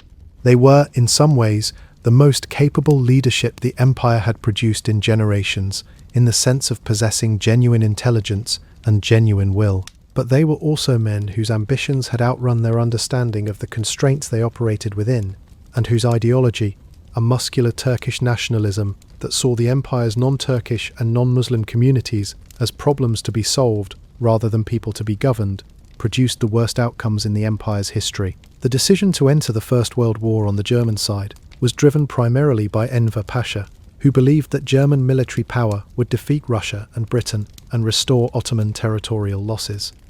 This belief was not irrational given the information available in the summer of 1914, when Germany's military seemed to many observers capable of a quick victory in Europe. What Enver failed to account for adequately was the resilience of the Entente powers.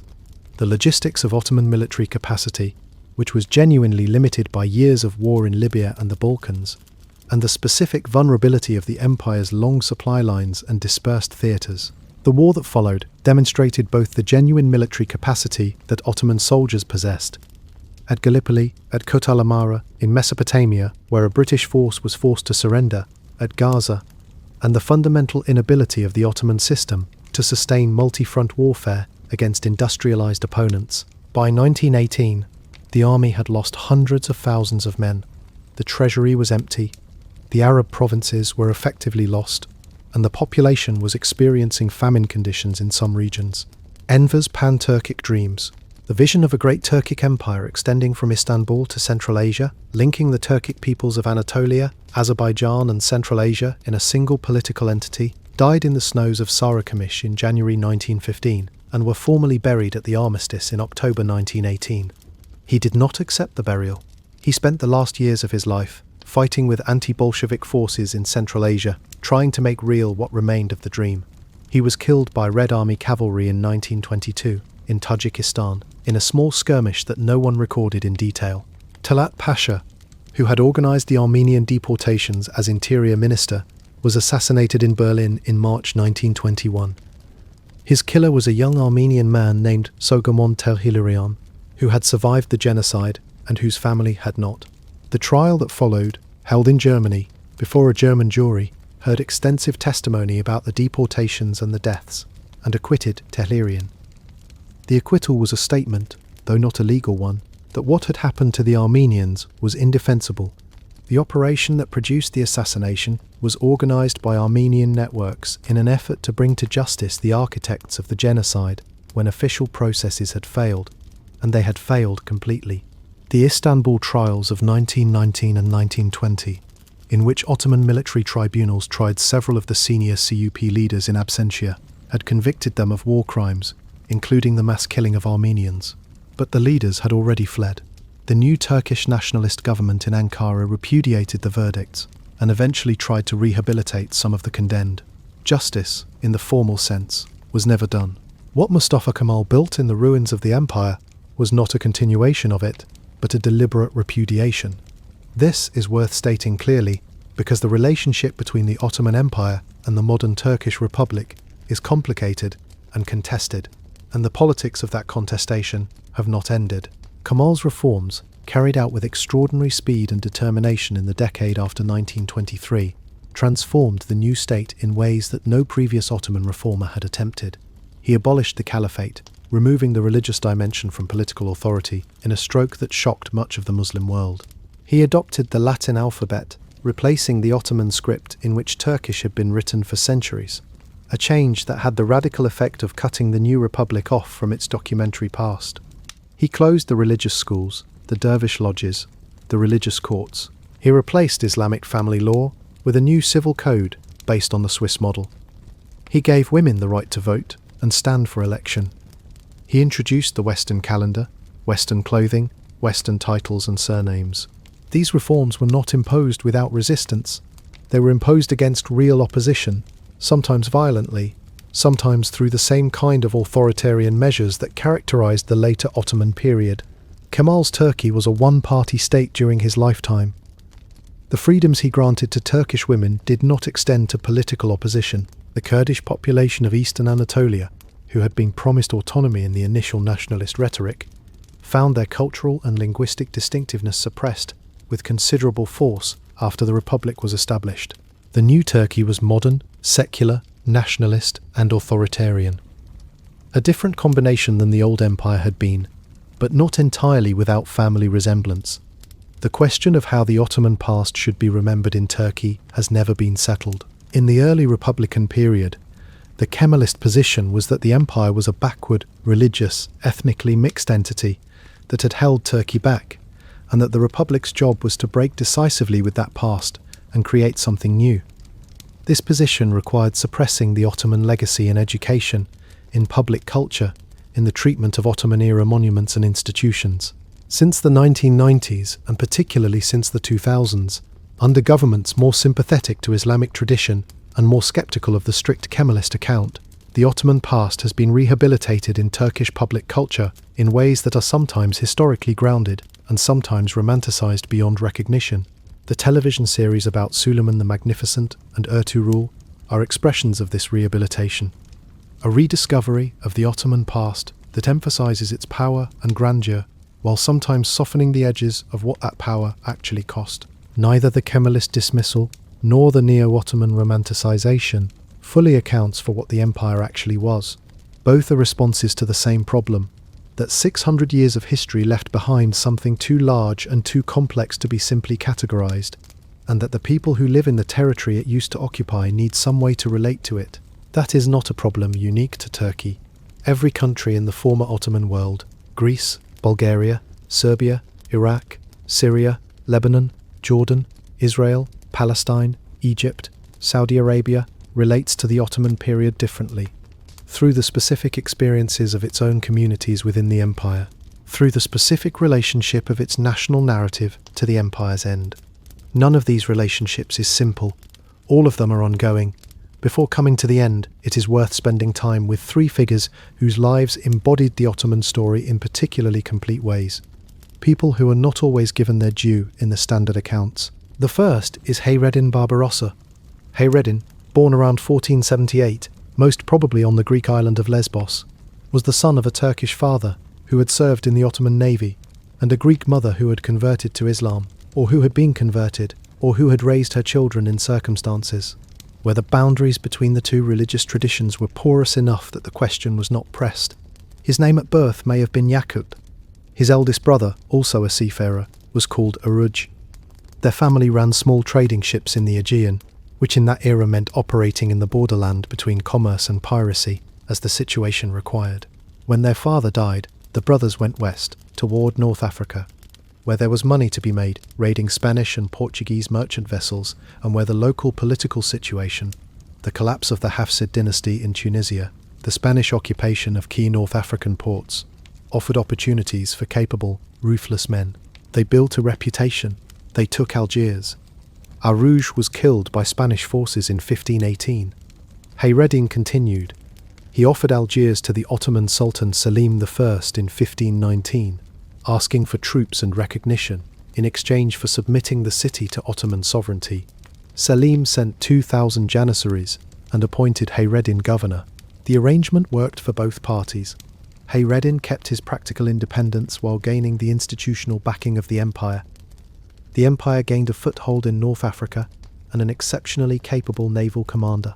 Over the next 2 decades, Hayreddin Barbarossa, the red-bearded one, named for the colour of his beard, built the Ottoman naval power in the western Mediterranean into the most formidable force in that sea. He raided the Italian coast repeatedly, attacking Genoa and Rome's surroundings, taking thousands of slaves, keeping Spanish and Italian naval forces constantly off balance and defensive.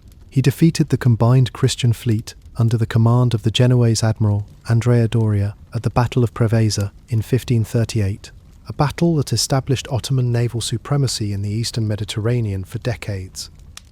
Suleiman eventually brought him to Istanbul, gave him command of the entire Ottoman fleet as Grand Admiral, and used him as the instrument of the empire's ambition in the western Mediterranean. At Preveza, at Toulon, where the French king Francis I invited the Ottoman fleet to winter in a French port as an extraordinary demonstration of the anti-Habsburg coalition that crossed religious lines, and in dozens of smaller engagements, Barbarossa's fleet shaped the political geography of the Mediterranean world. He died in 1546, in Istanbul, in his bed. He was buried in a small tomb on the Bosphorus that still stands. His tomb is a modest structure for a man of his achievements, a low, domed building near the water, looked after today as a minor historical site. Sailors passing through the Bosphorus have traditionally fired a gun or sounded their horn as they pass it, a salute that continued long after anyone on the passing ships had a clear sense of who Hayreddin Barbarossa was or what he had done. The story of Barbarossa captures something important about the Ottoman Empire's reach and its nature.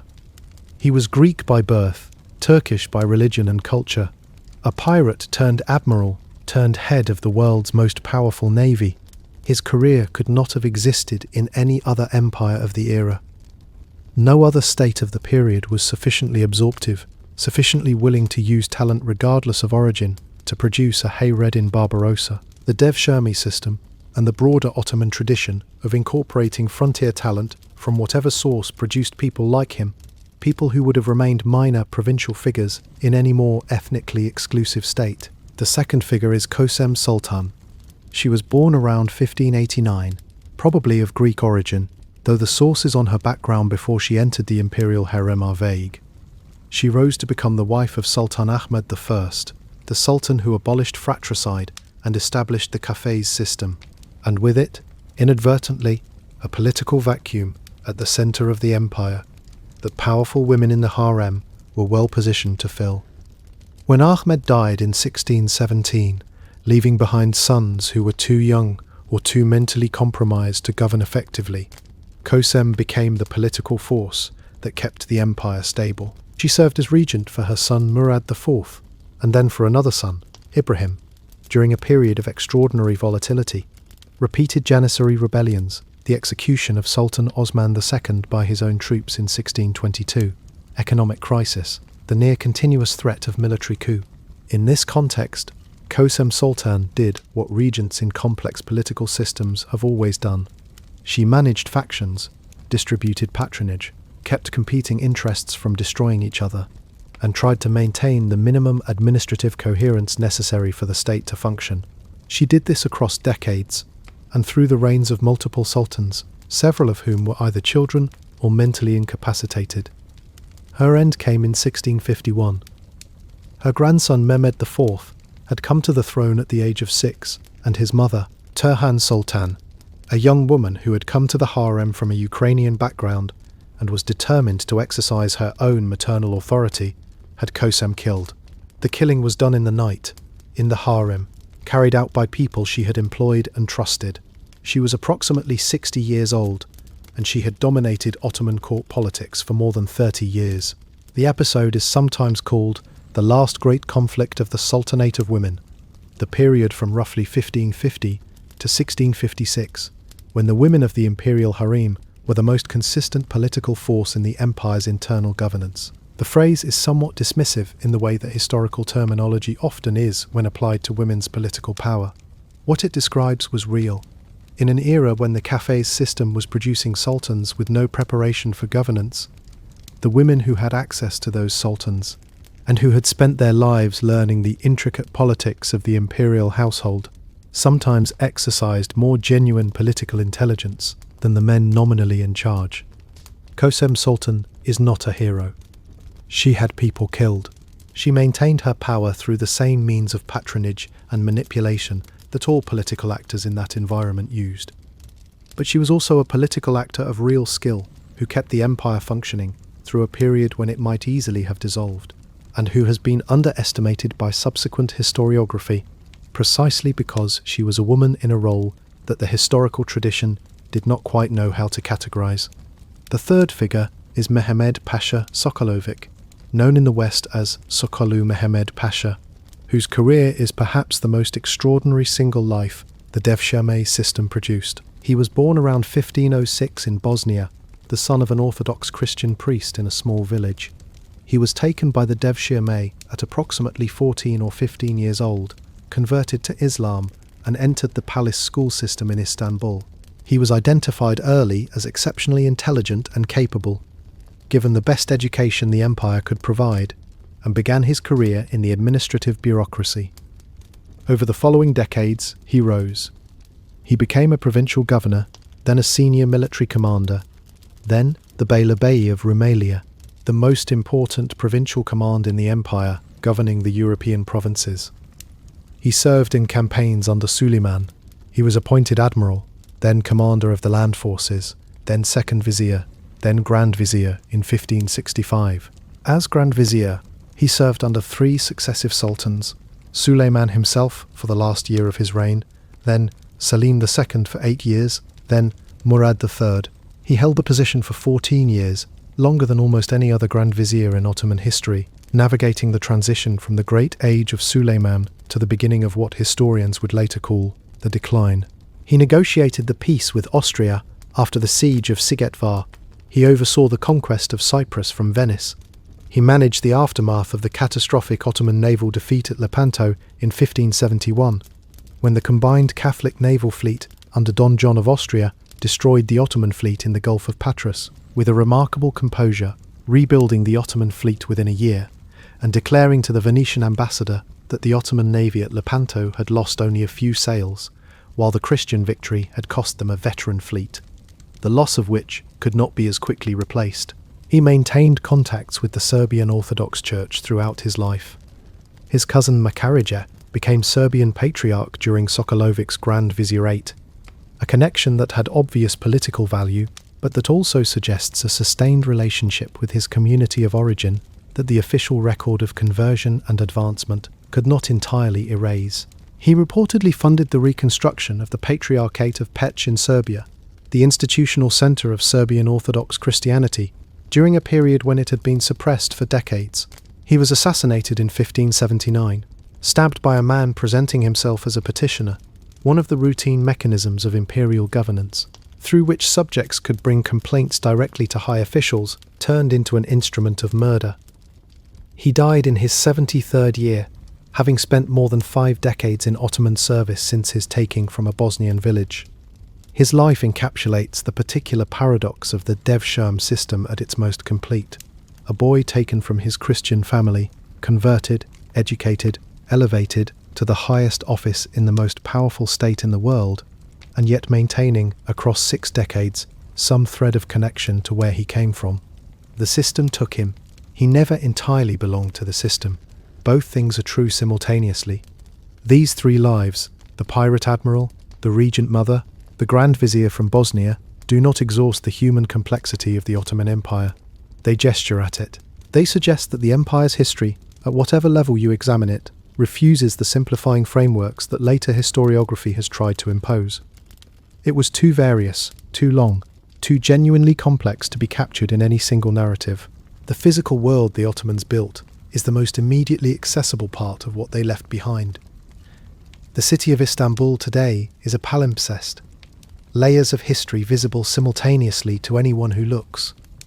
The Hagia Sophia, which was a Christian church for 900 years, a mosque for 500 years, and is a mosque again now, sits at the centre of a promontory overlooking the Bosphorus and the Golden Horn and the Sea of Marmara simultaneously. The Topkapi Palace, built by Mehmed the Conqueror and expanded by his successors over 2 centuries, rises on the hill above it. The Süleymaniye Mosque dominates the skyline from across the Golden Horn. Walk through the old neighbourhoods and you can trace the Ottoman pattern in the architecture.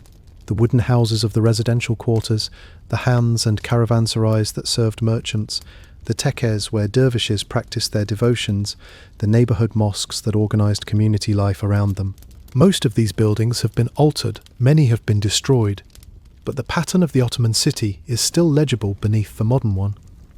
The city of Edirne, in the northwest of Turkey, near the Greek and Bulgarian borders, contains Sinan's masterpiece, the Selimiye Mosque. It was completed in 1574, when Sinan was approximately 80 years old, and it is, in the judgment of many architects and historians, the greatest achievement of Ottoman architecture.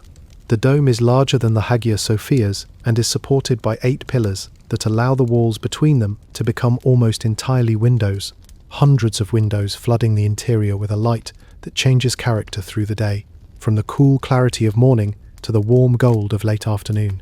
To stand inside the Selemiye and look up is an experience that requires no historical knowledge to be meaningful. The building speaks directly to the body, to the sense of proportion, to the experience of space, to something that architecture at its greatest can do that almost nothing else can do. Make you feel, in a physical and immediate way, the seriousness of human ambition, the reach of what human hands and minds can create when given sufficient resources, sufficient time, and sufficient genius.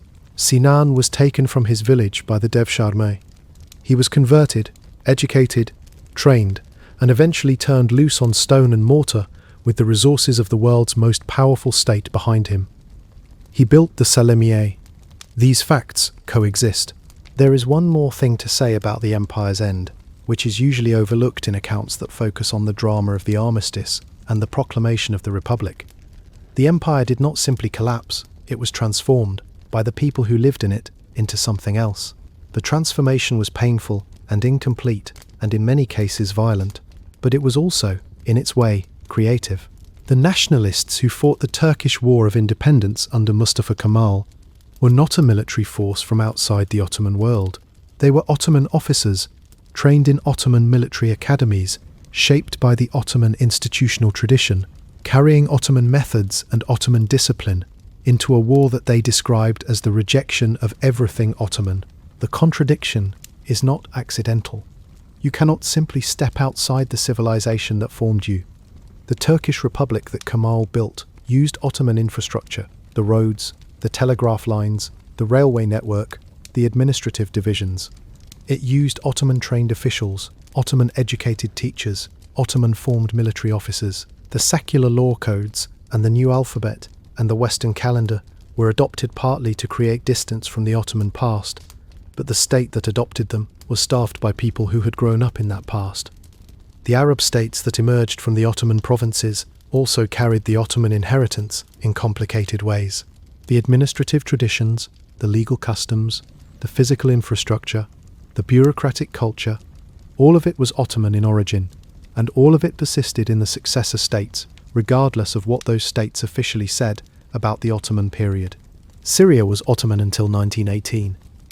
The Syrian civil service that France inherited when it took the mandate was Ottoman in its training, its culture, its assumptions about how administration worked.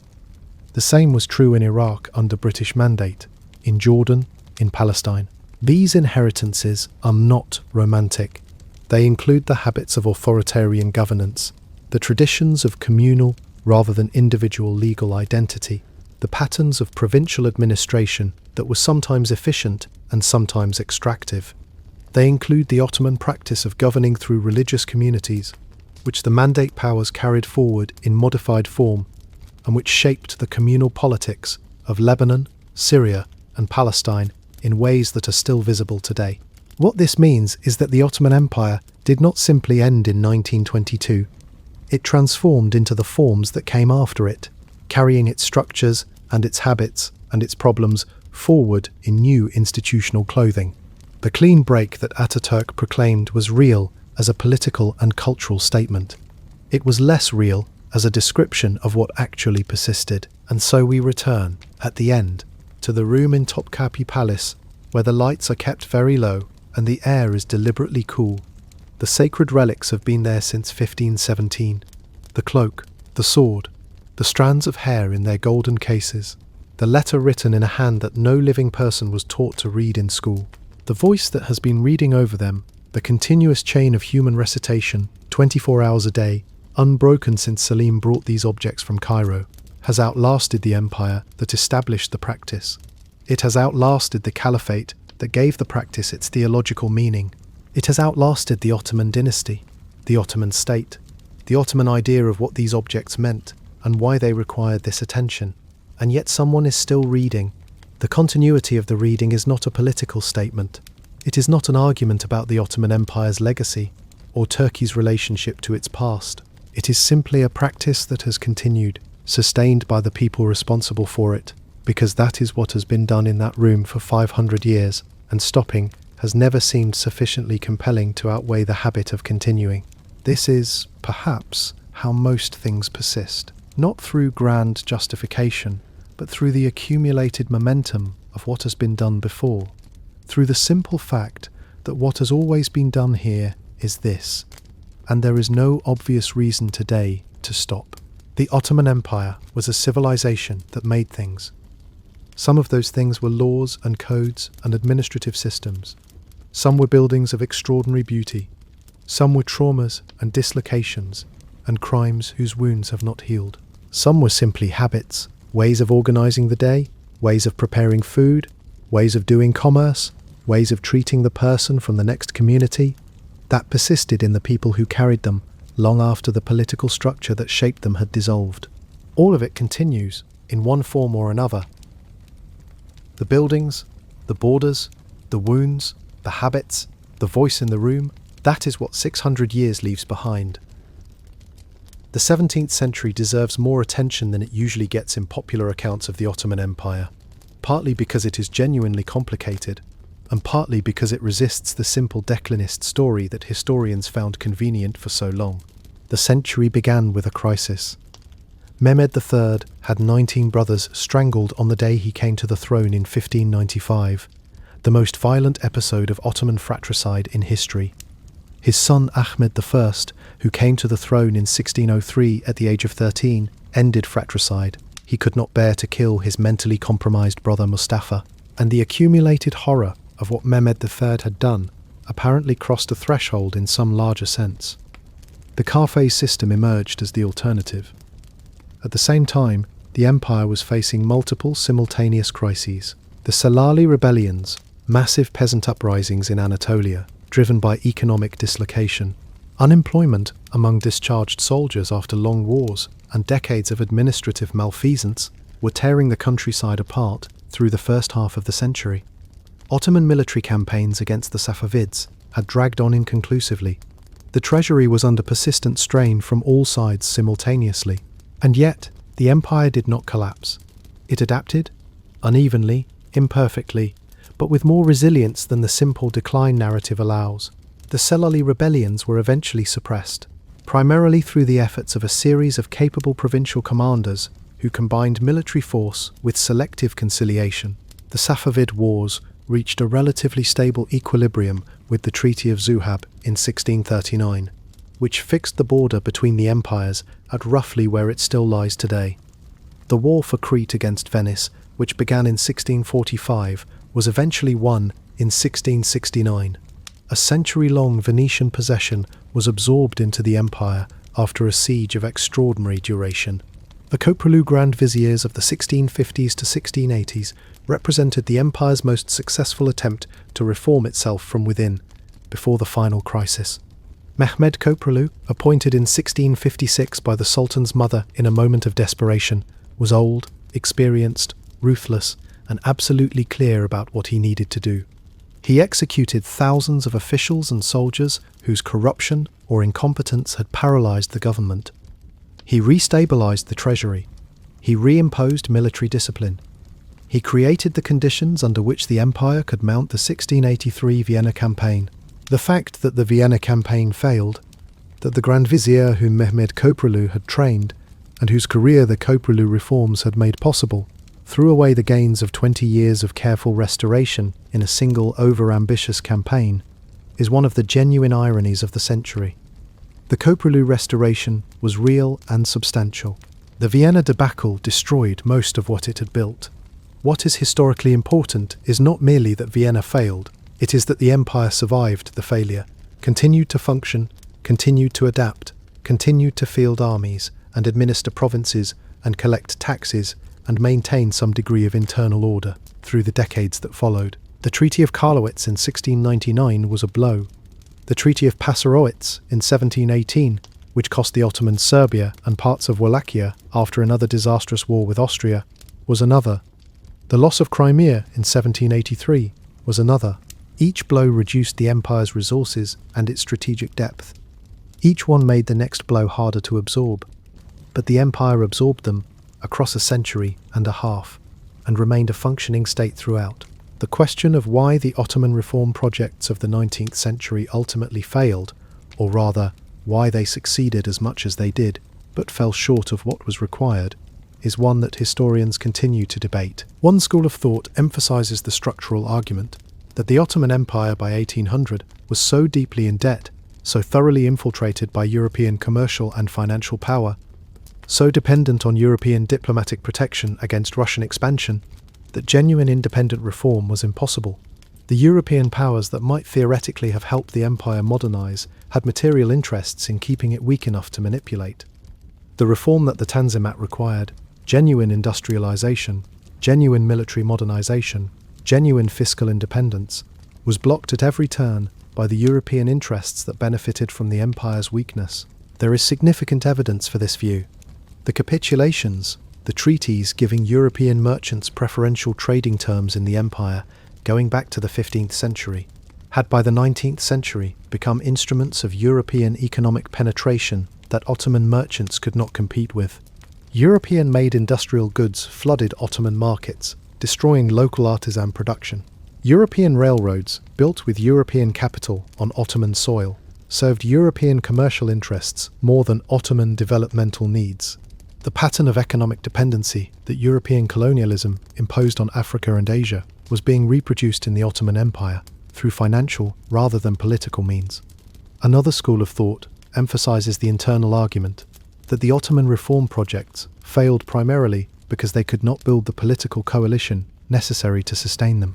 The reforms required transforming not just the military, but the entire social and economic order of the empire, the relationship between central government and provincial elites, between the state and religious institutions, between Muslim subjects and non-Muslim ones. Each reform threatened a set of existing interests powerful enough to resist it, and the reformers could never fully neutralize the opposition. This view has its own substantial evidence. The Janissary Corps was the most visible example, but it was not the only one. The religious scholars who controlled education and the courts resisted secularization not merely from obscurantism, but from a genuine and not entirely unreasonable perception that their institutional power was being targeted. The provincial elites who had accumulated wealth and local power under the loose Ottoman governance system of the 18th century resisted the centralization that the Tanzimat attempted. The military officers who had built careers under the old system resisted the new institutions that were supposed to replace them. Both arguments contain truth. The internal resistance to reform was real and often decisive. The external constraints that made reform harder and the results of reform less beneficial than they should have been were also real. The two problems reinforced each other.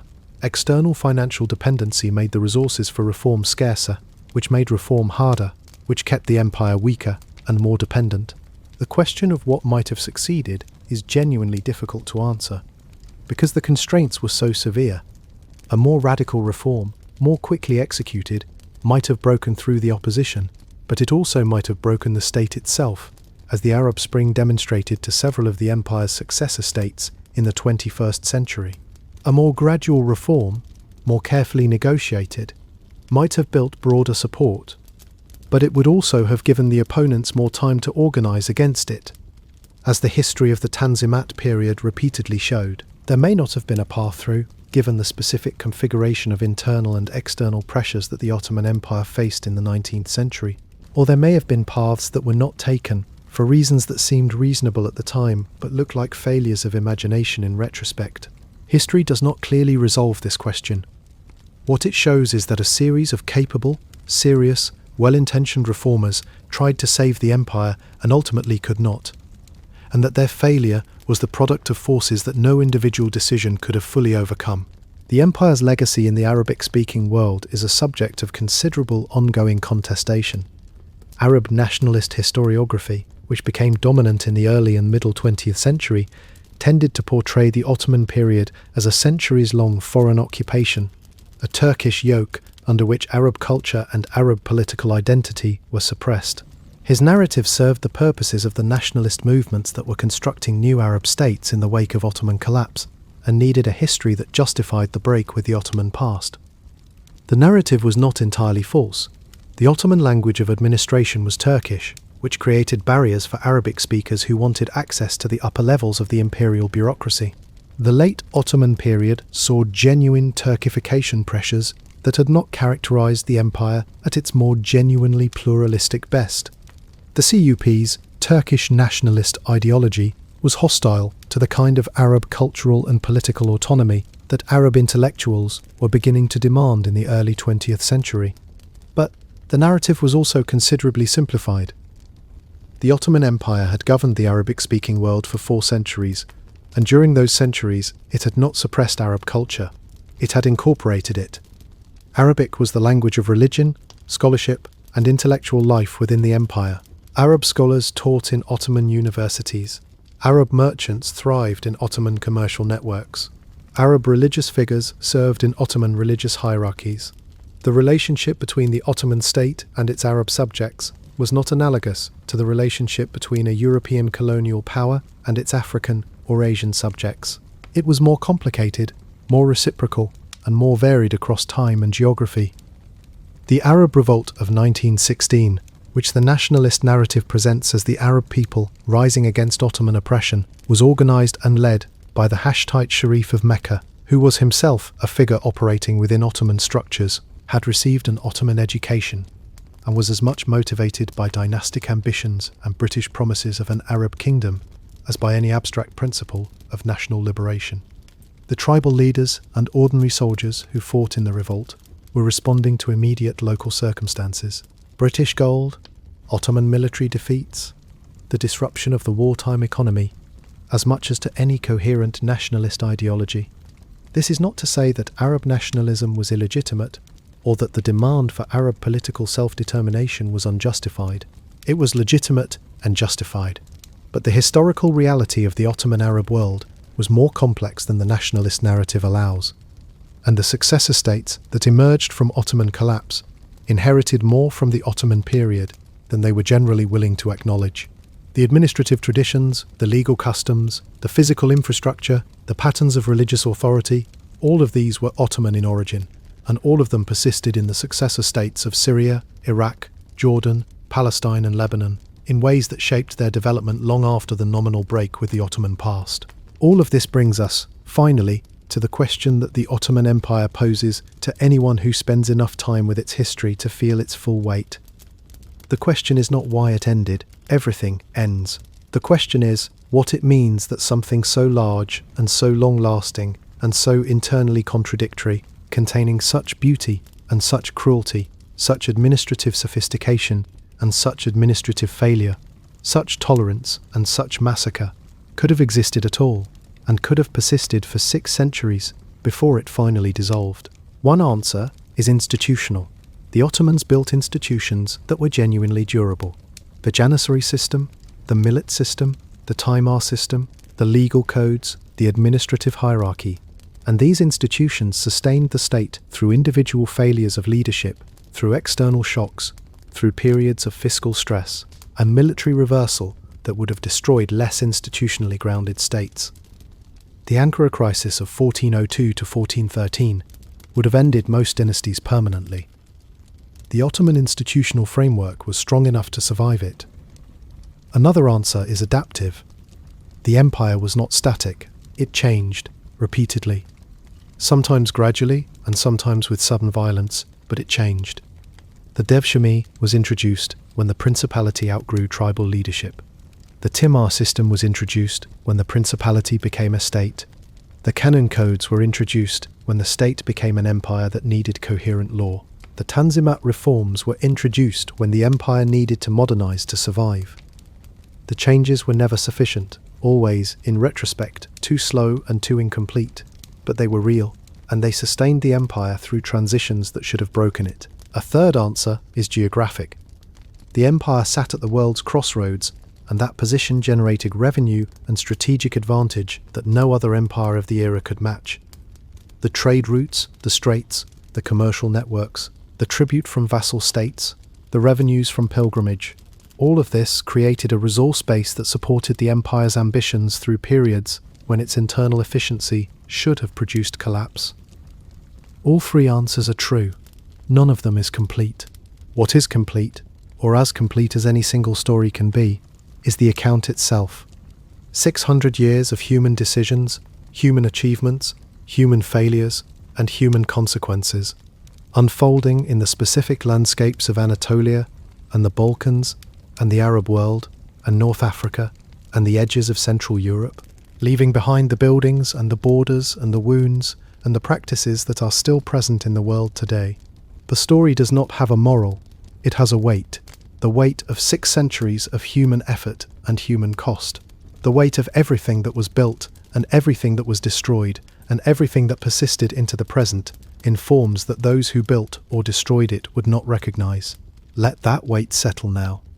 Let the room in Topkapi, with its low light and its cool air and its unbroken voice, be the last image you carry into sleep. Someone is reading. Someone has been reading for 500 years. The empire that placed those relics in that room is gone. The dynasty is dispersed.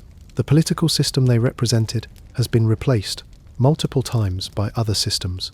But the reading continues because some practices outlast the reasons for them and become simply what is done. Some things continue, not everything, but some things. The walls of the Selemiye still stand in Edirne, catching the morning light in the same way they caught it when Sinan was alive. The water of the Bosphorus still runs between its continents the same way it ran when Mehmed rode into Constantinople on a white horse. The markets of the Grand Bazaar still fill with commerce, in a building that has been a market since the 15th century, selling different things to different people, but maintaining the essential function that Ottoman traders established, and that has survived all the centuries since. The history is still here, in the stone, in the light, in the borders on the maps, in the words that have persisted in a dozen languages from communities that were once Ottoman subjects, and are now citizens of states that sometimes do not know what to do with that inheritance. You are part of a world that the Ottoman Empire helped to make. That is not a comfortable fact, because the making involved enormous suffering alongside the achievement. It is not a fact that requires pride or shame, it simply is. The world you are in was shaped by 600 years of Ottoman decisions and Ottoman consequences, among the many other forces that shaped it. And that shaping continues in the streets and the laws and the borders and the food and the music and the words. Sleep in a world that remembers this, even when it does not know it is remembering. Rest now. The history does not require your attention to continue. It was here before you, and it will be hereafter, patient and enormous and unresolved. Good night.